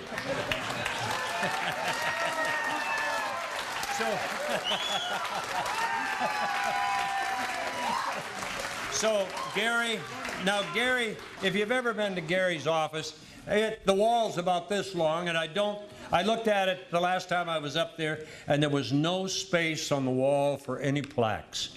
Gary had them all filled. But I looked through and I didn't see any from the Marine Corps, so we insisted on it.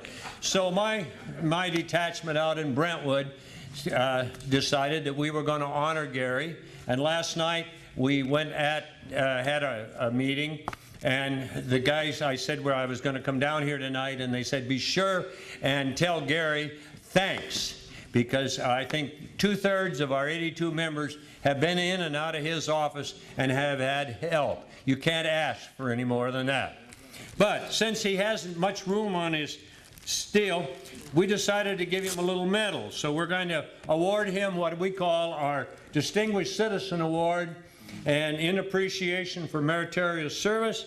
And then we have a medal that he can wear, which he wouldn't have to hang on his wall. Gary? Thank you, Gary. Thank you so much.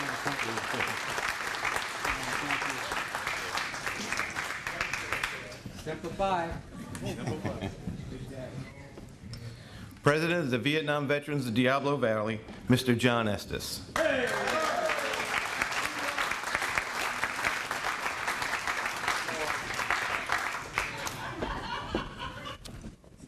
I don't have a plaque to give you, I'm sorry. Gary, yes, on behalf of our organization, sometimes you meet people in your life that personify more than the position. He was in charge of the Contra Costa County Service Association, but you never said go down and see that organization. You went down and say, see Gary. Gary transcended the entire division. He transcended everything because everybody knew exactly who he was and what he would do for us. Now, I have a big, long speech here, Gary, that was written by John Reese. Would you like me to read it?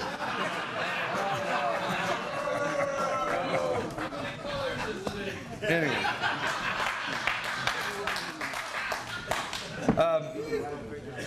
We've given you everything we can give you, but we're going to give you one more thing. Myself, the board of directors, and the members of our organization, we've established an annual Gary Villalba, close enough? An annual and perpetuity award. It's going to be called the Gary Villalba Dedicated, Outstanding, and Unselfish Service to our Veterans and Veterans Card Award, which will be going on from this year on. It will be a plaque given to individuals that our board will recommend and vote on. Their name will be given to us. We'll make a plaque to give those individuals. And I just talked to Phil, and we're going to have a plaque on your wall, and those names will be on that wall in perpetuity until whatever, in your name.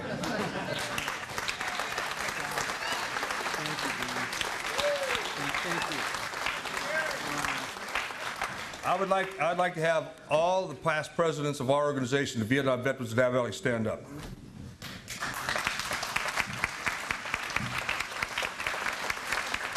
I'd like to have all the board members and past board members stand up. I'd like to have all the members of the Vietnam Veterans of Diablo Valley stand up.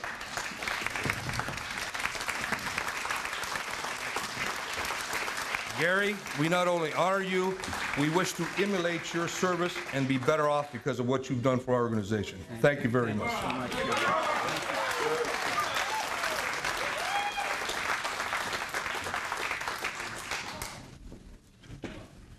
Has the person arrived yet that everybody's talking about? I've been trying to look out the window here.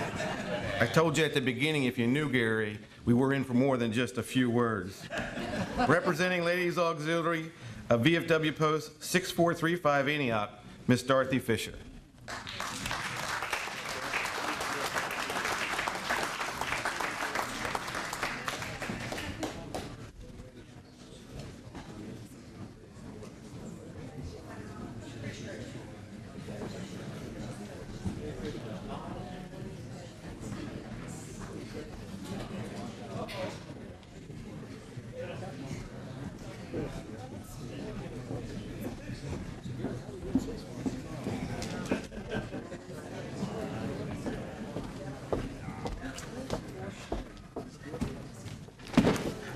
Oops.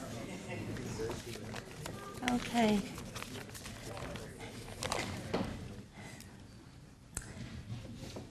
Gary, it is my honor and privilege to represent the Antioch VFW Auxiliary 6435. And we would like to thank you for all the dedication and attention to details in filing claims to benefit the spouses, families, and dependents. We thank you so much for this. This is your night, and you enjoy. I have a little token for you. Oh, beautiful.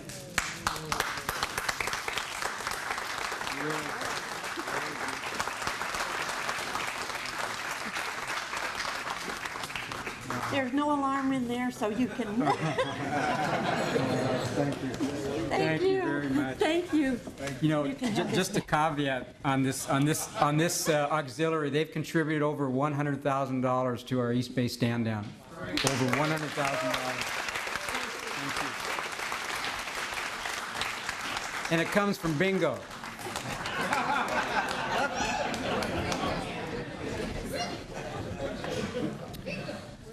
And our last presenter this evening, representing the Association of the United States Army, Ms. Lucy Titus.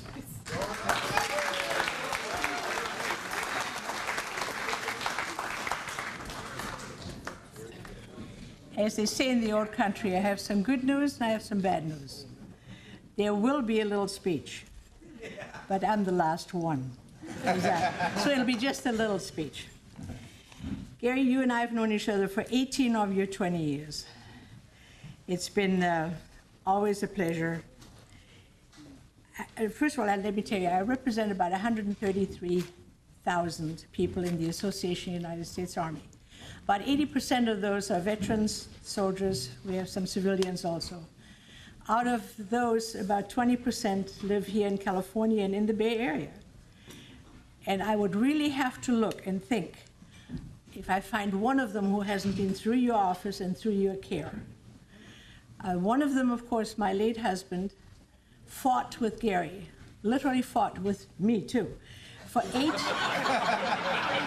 just a minute, I didn't mean it that way, for 8 years, because he simply didn't think that he had any right to any services. And Gary, with a little frustration, and sometimes a lot of frustration, tried to convince him that he had actually earned 100% disability. 100%. And the guy wasn't going to have it until he really got so sick, and then, of course, Gary took over.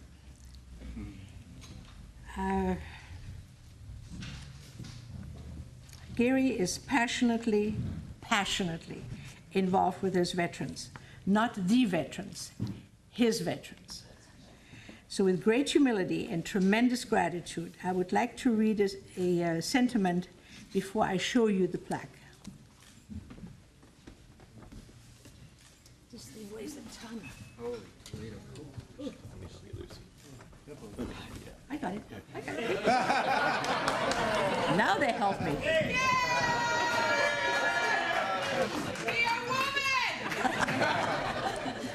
That's Phil's wife. This says, it shows a soldier on one side and it shows the eagle on the other. On the one side it says in war and in peace. I'll show it to you in a minute. To Gary Villalba, I can pronounce your name.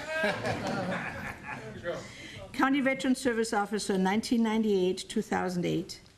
Your social responsibility, your spirit, your graciousness in dealing with your community, and your never-ending deep concern for your veterans and their families, your co-workers and countless others are measures of selfless service and an exceptional example for all. You will be sorely missed. Thank you from the bottom of our hearts. Major General William F. Dean, Chapter. I signed it 21 March 2008. Thank you.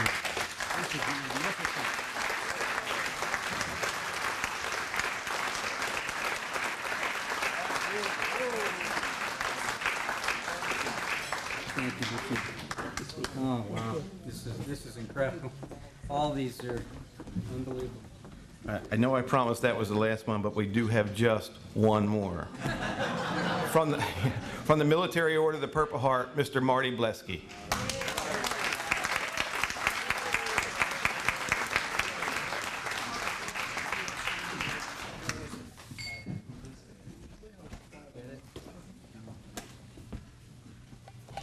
Well, after this evening and all the accolades here for Gary, I've been to many gatherings with Gary over the years, and you know, we always seem to get really serious, and I think tonight has been a lot of serious things that have been brought up, a lot of memories, and a lot of what Gary has done for Contra Costa County and the veterans of California. I remember when Gary first came to Contra Costa County, and they told me, I was the Veteran Service Officer for the Department of Veterans Affairs in San Francisco, and they said they had to go outside of the area to find a Veteran Service Officer. And so I had to go to Southern California. I said, oh my God, Southern California, the LA area? As starting out in the VA, that's where I started out, as a counselor at the VA office in Los Angeles, and traveled around to different stations, and finally ended up in San Francisco. And Gary came about the time that I guess I was promoted to the Veteran Services Officer. And let me tell you, this guy brought so much to this county that we had people from LA calling me and asking me, how come we can't have a service officer down there like Gary? And the truth of the matter is, Gary did some wonderful things with the VA. I had never heard him say one bad thing about working with the Department of Veterans Affairs. He was always complimentary, and if there was a problem, he would bring it up. And there was many times that he came to me and suggested certain things that made a lot of sense, and we followed through on them. And I think one of the greatest things was our conventions. I used to love going to conventions and spending the week with Gary and the other service officers from Northern California. One thing that I would like to share with you, and this was actually probably one of the things that Gary was responsible of getting the computer terminals into the County Veteran Services offices, which was something that I and the director at that time pressed very hard for, because every convention that I went to, we all said, hey, you guys are our right-hand man out there in the field, you know, and yet some of the regional offices say, well, we can't trust those guys with a computer. And why not? Because they were right on the cutting edge, and they didn't have to call 1-800-827 whatever to speak to a counselor and waste time trying to get information on a veteran. And Gary has been a friend. He's helped me in many instances. Matter of fact, after I retired from the VA, I went to Gary, and he helped me with some of my problems, and they turned out very well. And Gary, after this wonderful evening, and the people that here are your friends, and people that work for you and support you in your office. I can honestly say I have never one time called your office and got shorted on an answer. I'd asked for Gary, and the response was that he is with a veteran. So Gary did as much work as his counselors did, and he took care of his own workload in serving the veterans of Contra Costa County. I'm sorry I can't give you anything to carry around your neck, or a medal or anything. You received a lot of them, but we have another plaque for you. And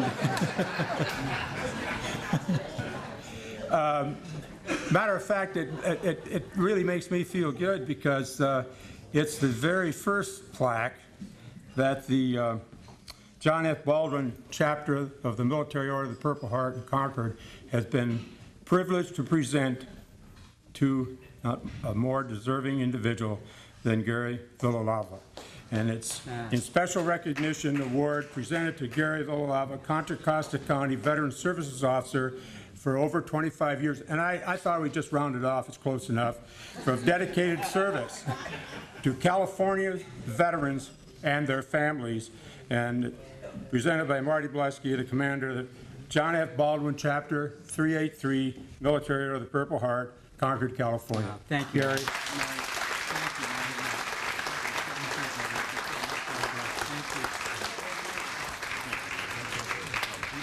Warriors. Thanks. Okay, well now, ladies and gentlemen, it is my honor and privilege to invite our County Veteran Service Officer, a man who has dedicated his life to serving those who have answered this great nation's call to service in time of need, Mr. Gary Villalba.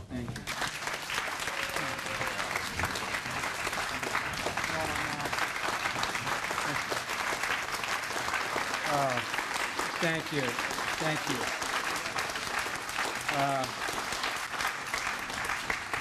You know, I know we're supposed to be out of here by 10, and it's about 10. But I do have some things to share in my heart, and what an evening, and my staff to put this together.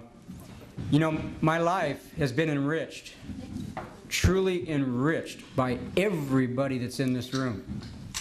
And so many souls beyond. And my life has been incredible chapters, and I would like to just share a few of those chapters with you. But before I do that, I've got to do one very important thing. I have a gift for my successor and master of ceremonies, and I want you to do this swiftly. I want you to rip into this and open this up. This is important. I've been wanting to give this for a long time. But I do thank you for coming to my inaugural kickoff dinner for my candidacy for President of the United States.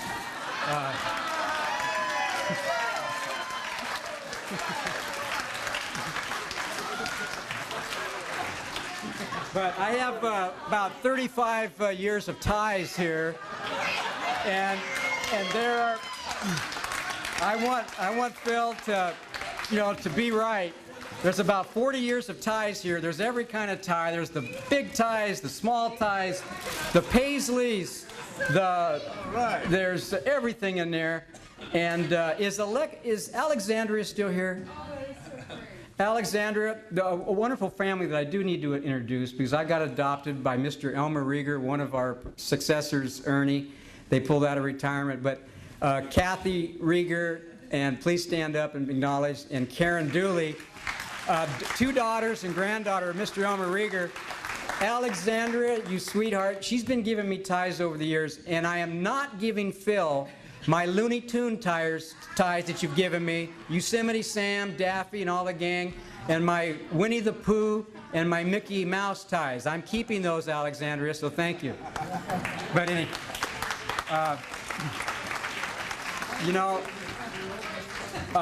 you saw the Declaration of Independence and the Constitution that we wanted to have you as a courtesy tonight. It was something that I wanted all of you to have.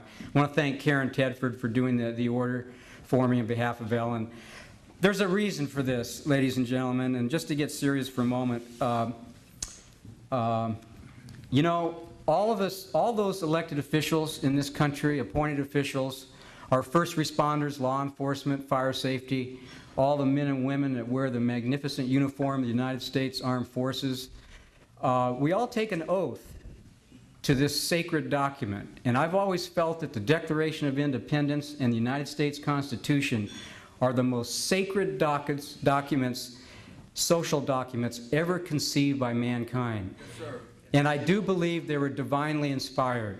There's no question when you read the Declaration of Independence that they were divinely inspired in the United States Constitution, which separates us from the barbarianism throughout the world. And this is what our men and women in the armed forces are willing to go into harm's way to protect. And please forgive me, but it even protects those who choose to express their ignorance and hypocrisy, such as the city of Berkeley, that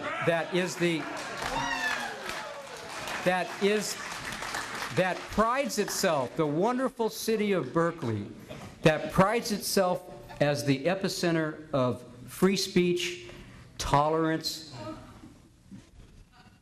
and yet forbids our beloved United States Marine Corps to peacefully coexist in that city. There's something wrong with that, but they have the right to do that. And so it is my great dream, and I want to leave you with a little dream speech sometime tonight. Be very short, and I'm not trying to be disrespectful to Dr. Martin Luther King, but I do have I have a dream. But I wanted you all to have these because these are very, very important. Whenever you hear me say service, sacrifice, valor, and death, first of all, I wish everybody in this room tonight could get a sense of what my staff and I know of the presence that's in this room tonight. The incredible service, and by that I mean all the men and women that have served this great nation in the Armed Forces of America. When I say sacrifice, I mean, yes, everybody that dons the uniform to protect liberty and freedom, not only within this country but around the world, does sacrifice. But there's those who actually have to go into harm's way on land, at sea, and in the air and do the battle. And when I say valor, I'm here to tell you this room could be filled with the Purple Heart recipients in this room, multiple Purple Heart recipients, 4 Purple Heart recipients. We have Silver Star recipients. We have Distinguished Flying Crosses. Filled this room. Bronze Star with Valors. We have Army Commendation with Valor. We have Navy Commendation with Valor, and it goes on and on. Ladies and gentlemen, it's filled in this room. And I want to thank each and every veteran. I want to thank every family member of yours, and I would like every veteran just once, please stand up and be acknowledged. Every veteran in this room, please stand up. Look at that. Beautiful. Beautiful. Thank you.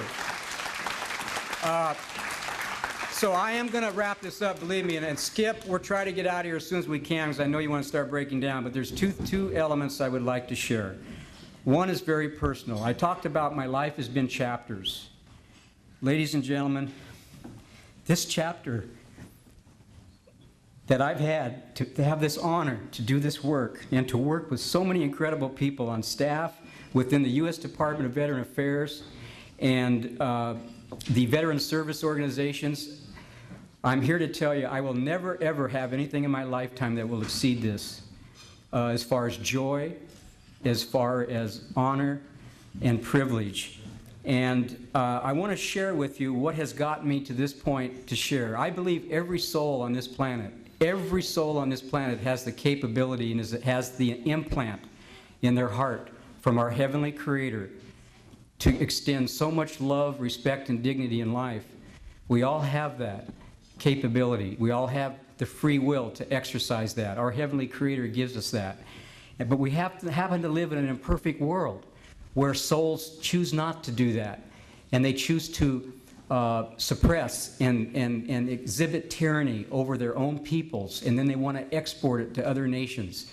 And this has always been a problem for mankind. And there has been no nation in the history of mankind that has stepped forward to liberate more people, more nations than the United States of America. And we're continuing to do that. And it comes at such a great price. So when you hear me say, may their service, sacrifice, valor, and death not be in vain, you'll know then what I'm talking about, because I wanted to define what those mean. And the death means, of course, over 1 million Americans who have died in defense of our liberty and freedom, and millions more who came back forever altered physically and mentally, and those helped contribute to premature death from their sacrifice and service. And we tend to not think of it in terms of that. And so, my chapters, I want to share one of the early chapters in my life. And I don't share this with many people, and there's some things that I haven't shared. But when I was 3 and 4, age 3 and 4 in 1947-48, I contacted polio. And I was a pretty sick little guy in Santa Barbara when I contacted polio at age 3 and 4. And I was put in the iron lung ward. And many of you who are old enough to remember the iron lungs, and there still are some precious souls that are still in those iron lungs. Those are the big contraptions that made them breathe because you lost your involuntary response system and it breathes. And those people are there for the rest of their life. I didn't get put in one, but I was in the ward as this little 3 and 4-year-old. And I come from a family, an incredible 4-generation contracting family in Santa Barbara, and the work ethic is just incredible. But they were people of such love and respect for life. And what did they do when I got out of the hospital? They did what they did to every other family member. As soon as you could hold a hammer or a crowbar, you went to the lumber yard and you started to pull nails. That's the first thing we learned when we were young, is you went to my grandfather's lumber yard in his old brick yard, and you took the crowbar and you took the hammer, and you had to pull nails. And that was your first job. And stack the lumber and then chip the brick. And then digging ditches came shortly after that. And it didn't take me long that I knew I had to go to college. And and I did that. But anyway, my family, I was still dealing with a lot of residuals of polio, and I still have throughout my life. But I never complain about it. I never will, because there are so many people, and the people that I serve, who have sacrificed so much more, who have endured more pain than I will ever know, that I don't complain. But it was my family that never treated me any different. They just treated me, well, Gary, you're going to go to work, and you're going to go to school, and you're going to be a good boy, and you're going to treat with people with dignity and respect along the way. And that's how I was raised. Now, my folks in a small town of Santa Barbara, they divorced in the middle 1950s, and that was the Aussie and Harriet environment, and that just destroyed me. I lost my dad and brother in one night. They went and moved out, and I stayed with my mom. And so that was trying, but I'd stayed with my mom. I was still close to my dad and brother, but they were gone, and it was hard. But my grandparents got me through it, and I wished everybody in this room could have known my grandparents. I had a grandfather that was a legendary. I mean, everybody that knew this soul loved him. And let me share a couple of things that he taught me at different times in my life. He taught me at the earliest age, he says, Gary, he says, do you know what the two most important words are in the English language? And I look at him, no, Gramp, what's that? And he'd look at me and he'd say, it's yes and no, and knowing when to say them. And so he'd tell me that. So then when I'd get a little rambunctious later in life and I'd start maybe messing up in life, then he'd tell me that story again. He says, Gary, do you know the difference, what the, the two most important words are? And it's really funny. I sort of think about that throughout my lifetime, and it's true. We have that free will to determine our actions every day, and we are accountable. That's something we're losing in this country, about accountability for our own actions, but we are accountable.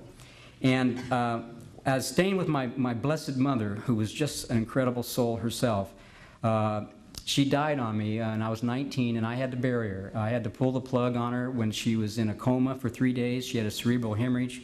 So I learned at an early age, that I don't wait till people die to say nice things about them. I thought this was a eulogy tonight for a minute. And I'm testing myself. I'm still above ground. But that's something I've learned. You don't wait. Everybody has strengths and goodness within them, and you try to focus on that, and that's something that's very important. And another chapter, this is something I've never shared with anybody.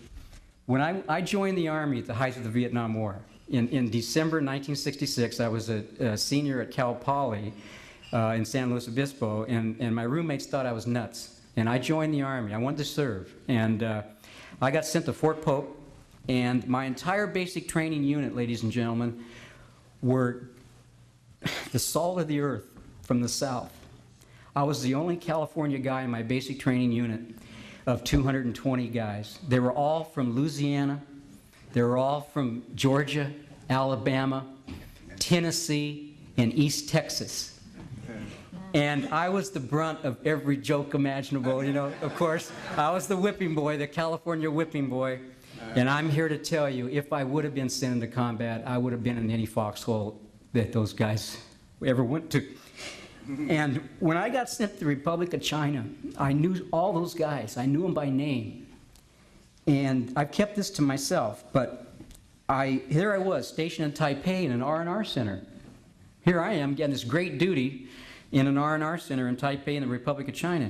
And I used to get the Stars and Stripes every issue, and I used to read the KIAs, the Killed in Actions.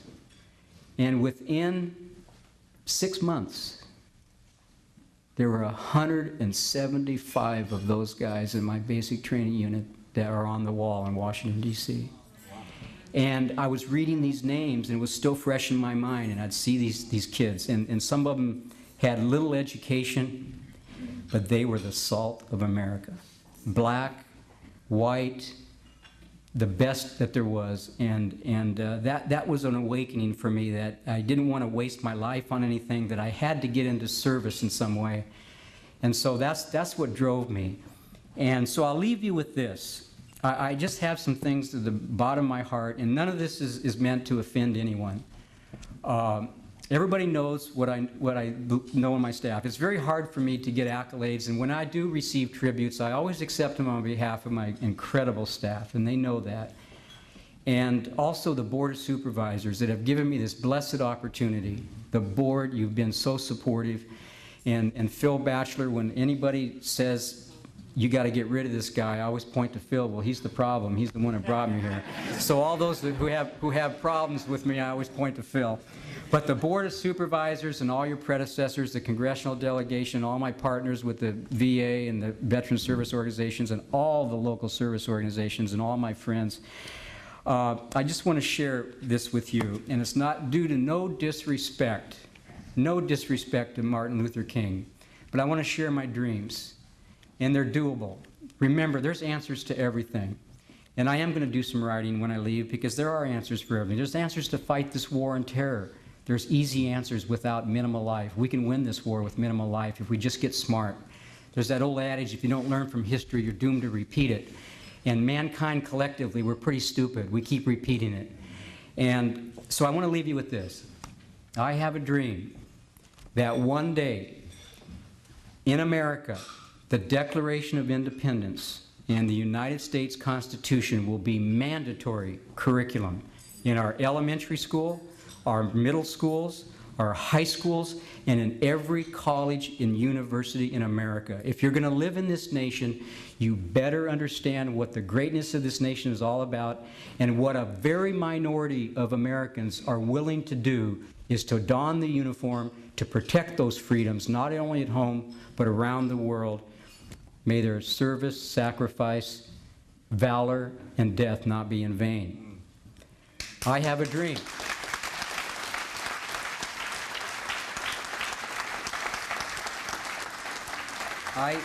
I have a dream that one day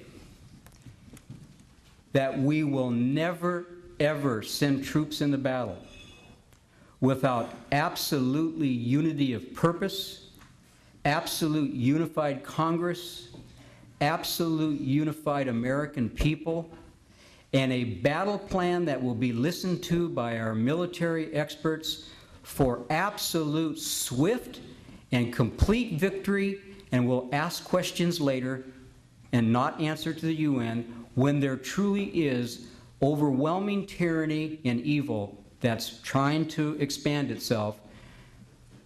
May their service, sacrifice, and valor and death not be in vain. I have a dream.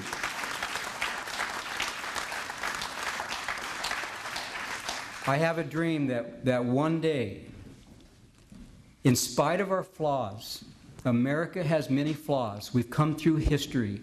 We have seen, the aspects of slavery. We've seen all these horrible things that we still do to one another within our own country, but it's still a vibrant, great country. Remember, don't let anybody out there that deals with the social context that want to divide Americans by race. Remember, diversity has always been the strength of America. A diversity of all of our culture, every ethnocentric, ethno-economic, social background, that has been America. And our military troops represent that cross-section. And we have to get beyond the racial divide and those things, because may their service, sacrifice, and valor not be in vain. I do have a dream that the best is yet to come for mankind. We deal with a lot of pain and suffering. There's genocide all over the world again. It's horrible to think about it. There's tyranny out there, and how do we check that?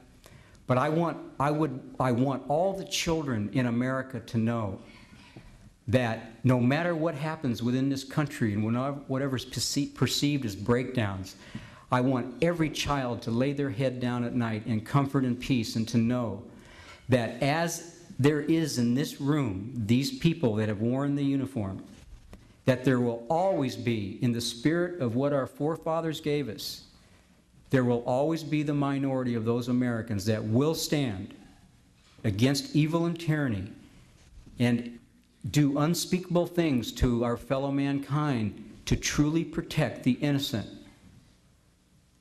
we will never lose that, because if we ever do, ladies and gentlemen, we will cease to exist as the great beacon of light for this planet. We have some great allies out there, but we tend to stand alone a lot in many things. And may their service, sacrifice, valor, and death not be in vain. And finally, I have a dream that one day the true neglect that has gone on toward our own country and our own people, that we have to craft statesmanship, communication with the American people to understand that we have neglected America too long. We can still be the beacons of strength to fight tyranny and suppression around the world, but we must turn inward toward our own people, to our own infrastructure, and get America built the way it's got to be built, and to get our children to feel at peace and that they know they're going to have forever the land of opportunity, and get that spirit back that our forefathers gave us. And they sacrificed so much, and it's asking so little from us to do the same, that we've got to make this for our children and grandchildren the greatest, safest, rational, and caring nation, but we've got to take care of business within. I just want to thank you all for being here tonight. Some of my colleagues, my CVSO colleagues who came from great distances, who I just love and respect, and we've been such a team. All my county colleagues, and as I say, there's so many people that I wanted to recognize tonight. I know it's impossible, but don't give up on America. Don't give up on America. That's the great thing that I'm going to dedicate my life to until I draw my last breath. In spite of our imperfections, in spite of our flaws that we've had throughout history and even today, don't give up on America. This is the last bastion of light that exists on this planet. And it's our responsibility, in my humble opinion, it's at whatever level we can contribute, we've got to bring the greatness of this nation back, that we can be the leader. The new technologies, ladies and gentlemen, are there to develop for a new industrial revolution. The solar energy, the sun, it's there. And we've got to create economic incentive to do that. And that's how we spin ourselves out of this economic quagmire. It's there. We got to invest in our universities to do that, to make it the incentive there, to turn the corporate giants. And my last thing is, I have a dream that one day we shall never, ever send troops into battle and into harm's way as an economic stimulus package for a handful of industrialists and corporate people. Have a dream. And that we truly get it right. And from the bottom of my heart, I want to thank you for this blessed evening. It has been a blessing for me. And God bless you all. Thank you.